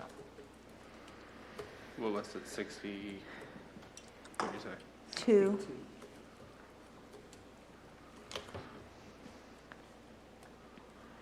To put And that- then was it Michael that was I saying, think that just goes in that upper box. And So you were saying you liked, Mike, the funding more of the, moving from 6 classes to 5, funding more FTEs than like the 9 Yeah, that so I like had in Team 1? if we came in at 9, I think I would pull That's away low. from that suggestion. Okay. Can I ask a question just about the health insurance? Again, sorry, I'm going back. Like the high deductible plans, the HSA would just increase. But it's the EPO is $10 a month, or is it the PPO? So say that increase, like they would have a zero cost health insurance policy, but potentially their health insurance wouldn't cost $756. Yeah, so like what if Correct. this increase of $62 actually makes that plan have money back? Is that what you're Well, would they saying? get money back, or would that just sit? well, I think it would give the benefits committee the area to maybe lower the. But What you do money- for what you do for that high deductible plan is you put it into their HSA account because they don't get to, for example, use the health clinic Clinic. at no cost. They don't get prescriptions through there. Their co-pays, everything is more expensive in that plan. Yes, it is. So their premium is small because it's based on usage. But I'm talking about the PPO. Like if the PPO didn't go up By $62. by $62, that money would just stay with the district then, I'm assuming? So you're saying like, okay, the district contribution would be $756 if we added in the 62 per month. So the new contribution would be $756. If we had another plan that was less than that, that wasn't the high deductible, like if, like you said, EPO, or? I don't know whether it's the about it. EPO or If the one of those PPO. plans It's was- probably the EPO because that's the plan I'm on and it's So got the if- next, yeah. it's got the least expensive least expensive. So if that premium. plan was less than the district's contribution, where would that additional money go? For the employee, would it just come back to It them? would just go into their paycheck. Just go 'cause- into their, okay, Just go into their paycheck. okay. Which at that point would become taxable, just so everyone Correct. understands that. Because like for the high deductible plan, it goes into an HSA. Another thing we could do is in the benefits committee, we could look at that, adjust their premium if that, That's what I was we saying. could I increase hope- their premium a little bit if that meant we could get their prescriptions down a little bit. I or see. certain co- I hope we have that problem. Yeah, I don't think that'll be the problem, but I also think that's where the benefits committee looks at that. Okay. Okay, I just wanted to clarify, because I didn't know if that was even, our group had talked about that. Possible, sorry, Somebody's unmuted. I had to restart. if that was even possible not to even like, logged for them in. to get that money back, or if that's not how that worked. So that makes sense. Do we still have Stephanie? Oh, yeah, I'm here. So I got kicked out. I did I did. too. Yeah, I just admitted you back. I'm here, but I think that if Lindsay's question got answered, and if everyone's clear on how Jill is saying, you probably want to reflect the dollar amounts on healthcare. I want to go back to Michael's conversation about he's feeling like he's going in this direction, but it's kind of hinging a little bit on then what do we do about the number of FTEs? Right now, there are 9 budgeted, 12 budgeted, plus a social worker and a admin, and then 14 budgeted in Team 3. So do you want to move on to discussion about what that number should look like and what it's going to mean to this one that you guys are working on? Stephanie, can you let Michelle in? Yes, there. Thank you. Mm-hmm. I think that's fine, but I guess I would make a suggestion to take another piece of low-hanging fruit that I think is easy. I think we were all kind of in agreement to have, quarterly budget discussions and potentially discussing a stimulus or something like that, depending on how the budget looked. So kind of when our team discussed that, again, I don't want to like project into our sort of like final topic that we have, but I think we all sort of anticipate a more regular meeting schedule that we could, just as, Russ is used to providing updates throughout the school year anyway, so he could give us sort of status updates, how we're doing on things. I said from a technical perspective, I think every time we meet, there's a possibility that our contract is open again. From a practical perspective, we can't send it out for ratification all the time, but certainly I would think if it was a situation where we had a financial ability to do some sort of a stimulus or bonus or one-time payment, that would be something that would be very easily ratifiable and our employees would welcome. And so, we could certainly do that. So I think that's maybe the best way to address that. And really, I can't imagine a year when having up-to-date information about how the budget is looking wouldn't be helpful to this process. Yeah, I just added on the bottom there, the 2 numbers, because the first one is if you do the health screening, and the second one is if you do not do the health screening. Yes, good point. And I was going ahead and changing the red line. Or wait a minute, it's $50 per month. Oh, that's a monthly thing. Thank you so much. $50 per month, so $756 to $706. I would like to keep a 1.5% increase to the base and then the 12 FTEs. That's my 2 cents. I know we haven't kind of skirted around the ones where we disagreed, so we didn't skirt around them. I just mean we haven't actually jumped on them yet, so. I would agree with Dr. Hubbard's admin and social worker explanation that she gave with her group. Right, yes, I would too. They are very important in uncertain times though right now. You're right, like you said, what if we didn't have like the sports or we didn't have 800 kids in a building or, Yeah, I think that was something our team wrestled back and forth with of playing with numbers on, so. I mean, if it comes down to us, if we're all in school and there's 800 kids in there and it comes down to a safety issue, everyone in this room knows, or at least these 3 know, I'm going to be the first one knocking the door down to advocate for that, and Right. I will continue to do that. But with the unknown, right, in where we are in this process, I think we make that a 0. And I would say the same again for social workers, again, not because I don't think they're important, and I would love to have at least 1.0 in every building, but just Yeah. in prioritization, that's not where I would put it right now. Yeah.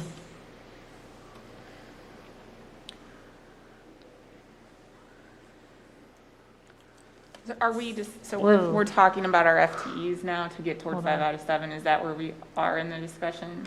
Hold on, sorry. No, it's okay. I just. No, it has to do with the number. There we go. The number Is that said better? billion, 200 man. billion. You were way off budget on that one. Sorry, go I ahead. live with the $260 million. That's out of my comfort zone. Okay. I guess I would, just to chime in. Sure. Since, two of the groups, and I was one of the groups suggested 1.4, I would advocate for that with some additional FTE allotted towards the 5 to 7. And with a commitment to revisit budget and a commitment for, a total health insurance cost going to $62. I think that would be a great faith effort on the board's part to really meet the needs of a lot of different things, Well, reducing staff and providing compensation. What is this? Hold on. It's a difference of from 1.4 to 1.5. Like 175,000. I mean, kind of one of those middle, Middle ground. Oh, middle, like 1.45? yeah. So, Mike, are you saying you were comfortable with 12 or uncomfortable with 12? I would rather us get to 14.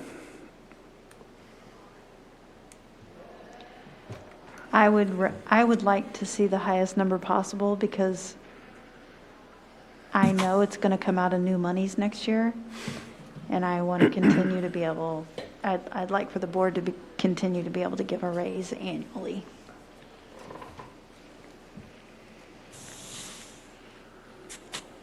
I would echo Mike's comments on my thought about where 1.4 ended with us being able to allot money to FTE.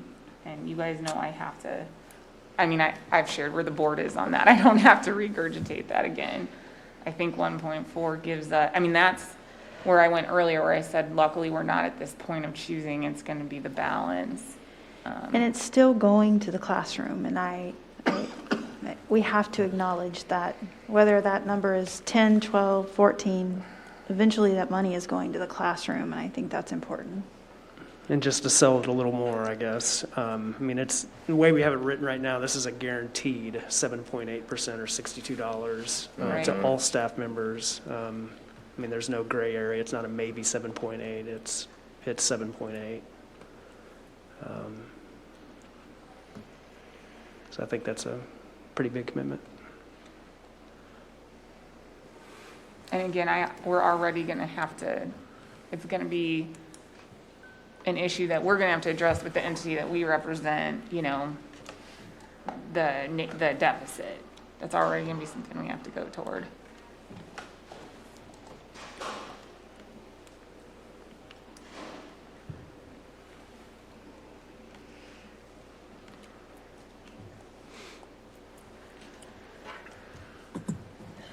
Jay, I think you're the person that's sort of working this agreement column, or what you were sort of trying to formulate into an agreement.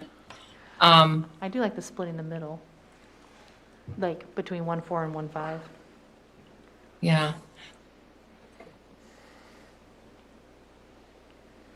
What was it again with 1.45 and 13, Jay?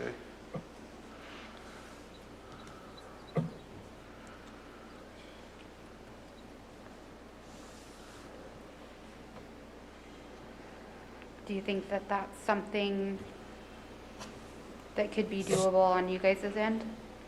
I don't know. It's going to be tough. I know. I remember the board's comments about the admin intern too. There's some really strong feelings about that, and There's extremely strong feelings about that leaves no room for that. Technically, I think if we're in session, you can account for that surplus, whatever we leave. Whatever we leave as a deficit, it's going to go up by an admin intern if we are in session. So I think we all have to be cognizant of that.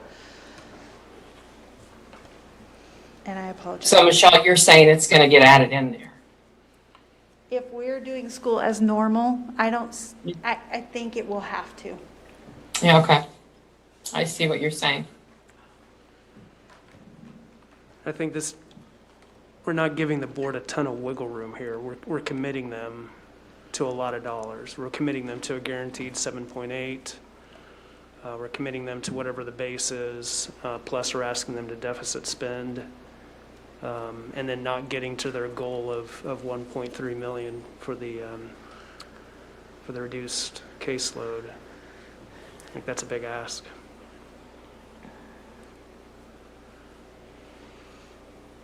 So are you thinking the 13 goes to a 14 and the 1.4?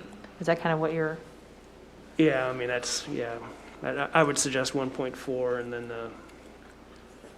the 14. I'm sorry, I'm kind of dominating the microphone, but. Oh, no, it's totally fine.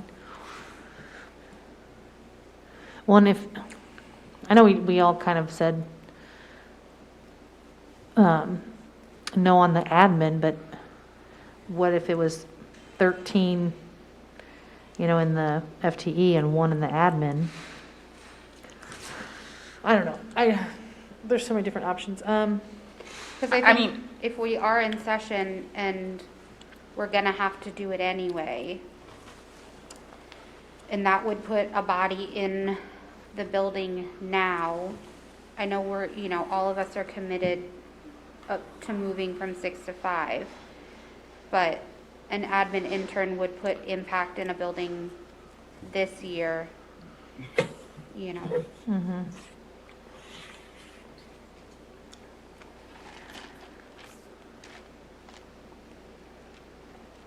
What do others think on that? well, what does it look like if we put one in?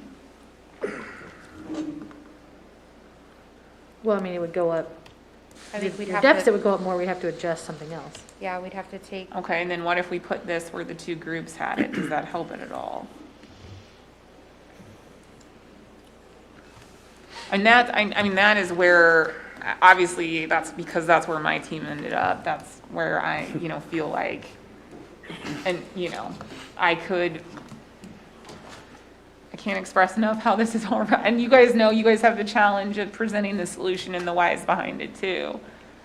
I mean, our group ended up with 77,000 more than what's in that yellow box right now, Yeah, how did that happen? because we didn't have the social worker. Right? So if we're not gonna have the Yeah. social worker, can we increase that percentage to the base? I don't think so. Okay, well, I mean, you were okay though with the 219 in our group. That I think is So a can we- question again of COVID planning and what we do with that.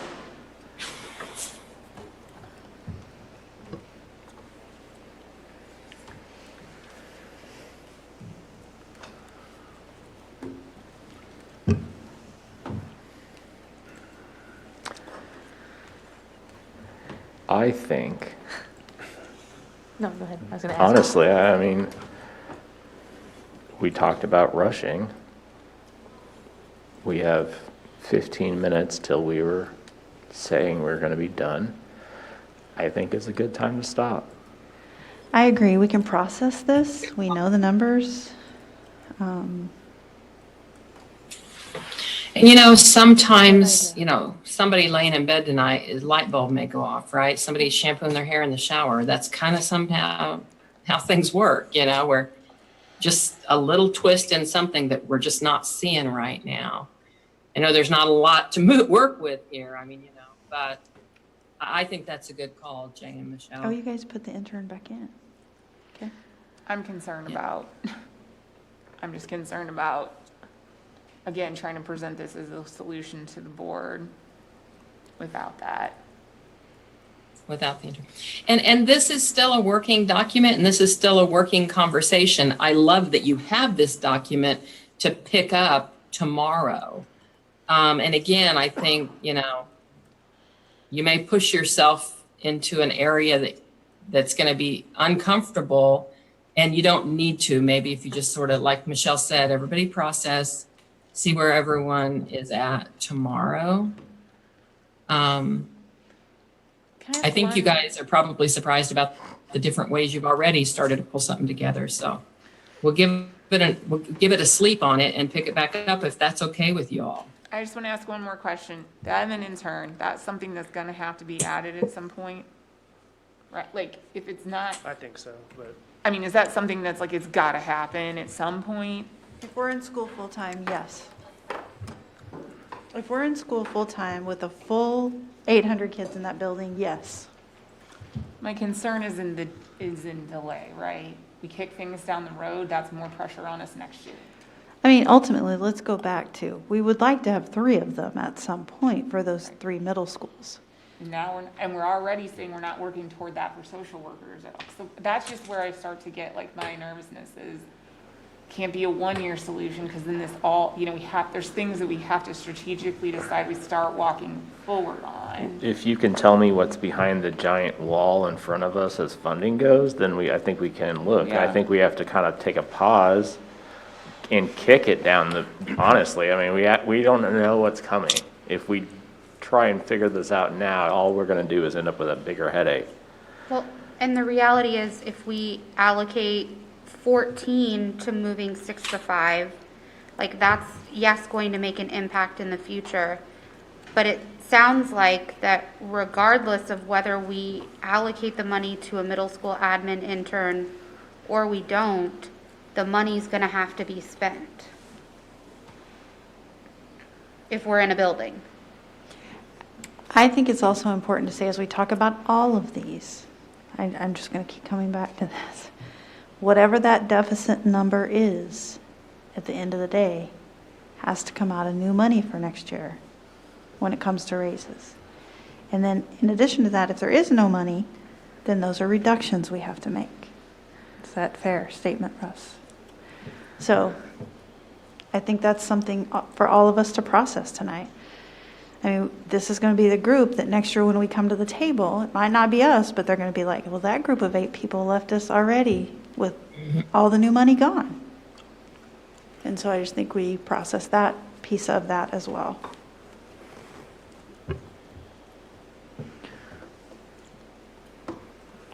I need a clarifying question on the health insurance. We're guaranteeing $62 increase on the monthly, even though if it comes in less than that. So if it comes in at 4%, are we still giving 62 on the, is that what we're saying? that's the way it's written, and I guess that's part of my rationale on, So we're losing we're pinning the board into, this commitment. And And it I'll paints turn to them Linda in. again, because the benefits committee will have a lot of control on how things are shaped, but one of the things is the incentive is to drive them off. Is to drive the members off HMO, PPO to a higher cost. Try to move as many people as we can, yes. Because they will only let us, really, if you start moving too many people, if too many people go off the HMO, it throws everything out of whack too. So that's probably not going to happen anytime soon because there's such a high percentage there, but you can't, there's got to be a certain amount of balance to that, is how they've explained that before. Does that present problems with that? I mean, are we at a point where Well, I premiums are also so thought I heard expensive? Lindsay made a good point earlier that if it came to 5%, we'd capture that money to help fund for the rest of the workload. I thought that was a good point. You just funded it. If it came in lower, she had a solution that would fund that. If it comes in less than 7.8. I think that we're not at a full agreement on that, and that we can discuss that more tomorrow. I think it's a good time for us to stop and sleep on it, all Yeah. of us. It's been a long day. This is probably not the best time for us to start making crazy decisions.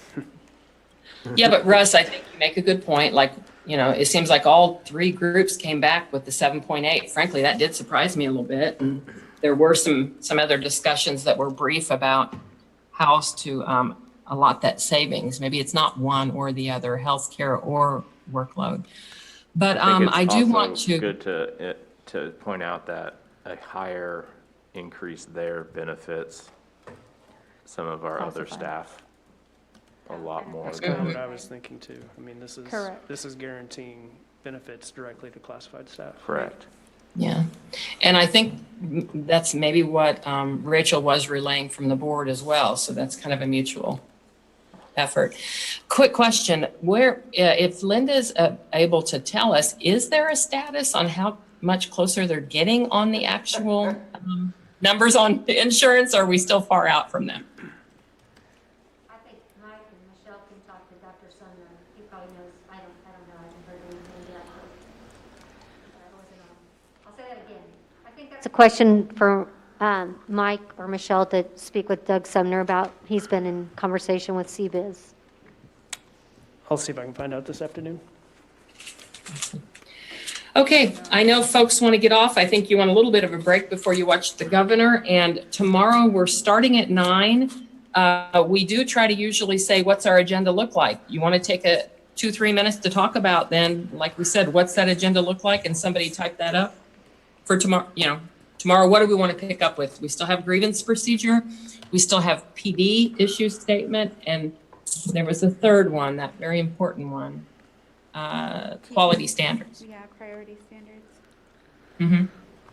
Well, I mean, I think we're to the point of realizing now we're not going to get to all these things. We're going to have to prioritize. I was just going to suggest or make a comment. I thought we discussed maybe staying late and trying to get as much done as we can. I don't know if we're still committed to doing some of that or not. Tomorrow. If there's a realistic solution to adding time, that's probably our best bet, is just agreeing to spend the time that we can spend, even if it goes into the evening, knowing what our schedules look like to get ready to reopen schools. If we're gonna, I must have missed that somewhere. I am booked from 3:30 to 5, Oh. but I am willing to change it if that's what the team wants to do. Or I'll figure out how to make that happen. I mean, it might be beneficial to take a pause from, 3:15 to 5, just like we get to the point in the morning where we need to stop. I think we get to the point in the afternoon where it would be beneficial to take a little bit of time to decompress and then revisit. I'm good either way. I just need to know how to manage it.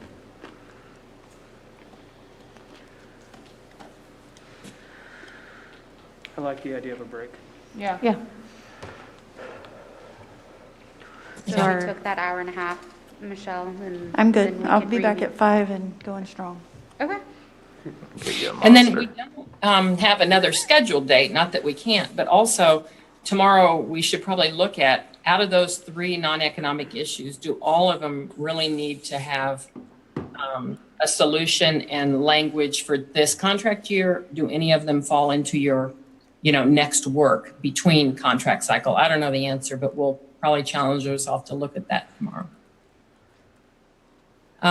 So who typed an agenda for tomorrow? What do you want to start with, I guess? One of the non-economics or come right back into economics? We have compensation typed up on there first. Okay, Elephant in the room. Yeah. okay. And then we have. All right, the and three then others. Mike said he was going to see if he can get any more info on what's coming down the pike for the health insurance in terms of when that information might be known to the committee. No more homework tonight, though, right? I don't think so. All righty. After compensation, do we I'm going to have go ahead. Preference of what comes next, or we'll just move down the list? Are those all brand new issues? Maybe put them all on there and then tomorrow think about which are the ones that are most timely that you want to make sure, no matter what, you get in this contract cycle. And it may be all 3 and, we'll push into the evening and then see where we are with a bit of a break. Is that good? Yes, that sounds great. Okay, guys, I'm going to go ahead and hang up, send out the link for tomorrow, and I'll see you all in the morning. Okay. Bye. Good work, guys. Pat yourself on the back. You did excellent today. Is it okay to touch yourself though? Just 6 feet No, you away. should not this month again. I don't even think Just about the it. air.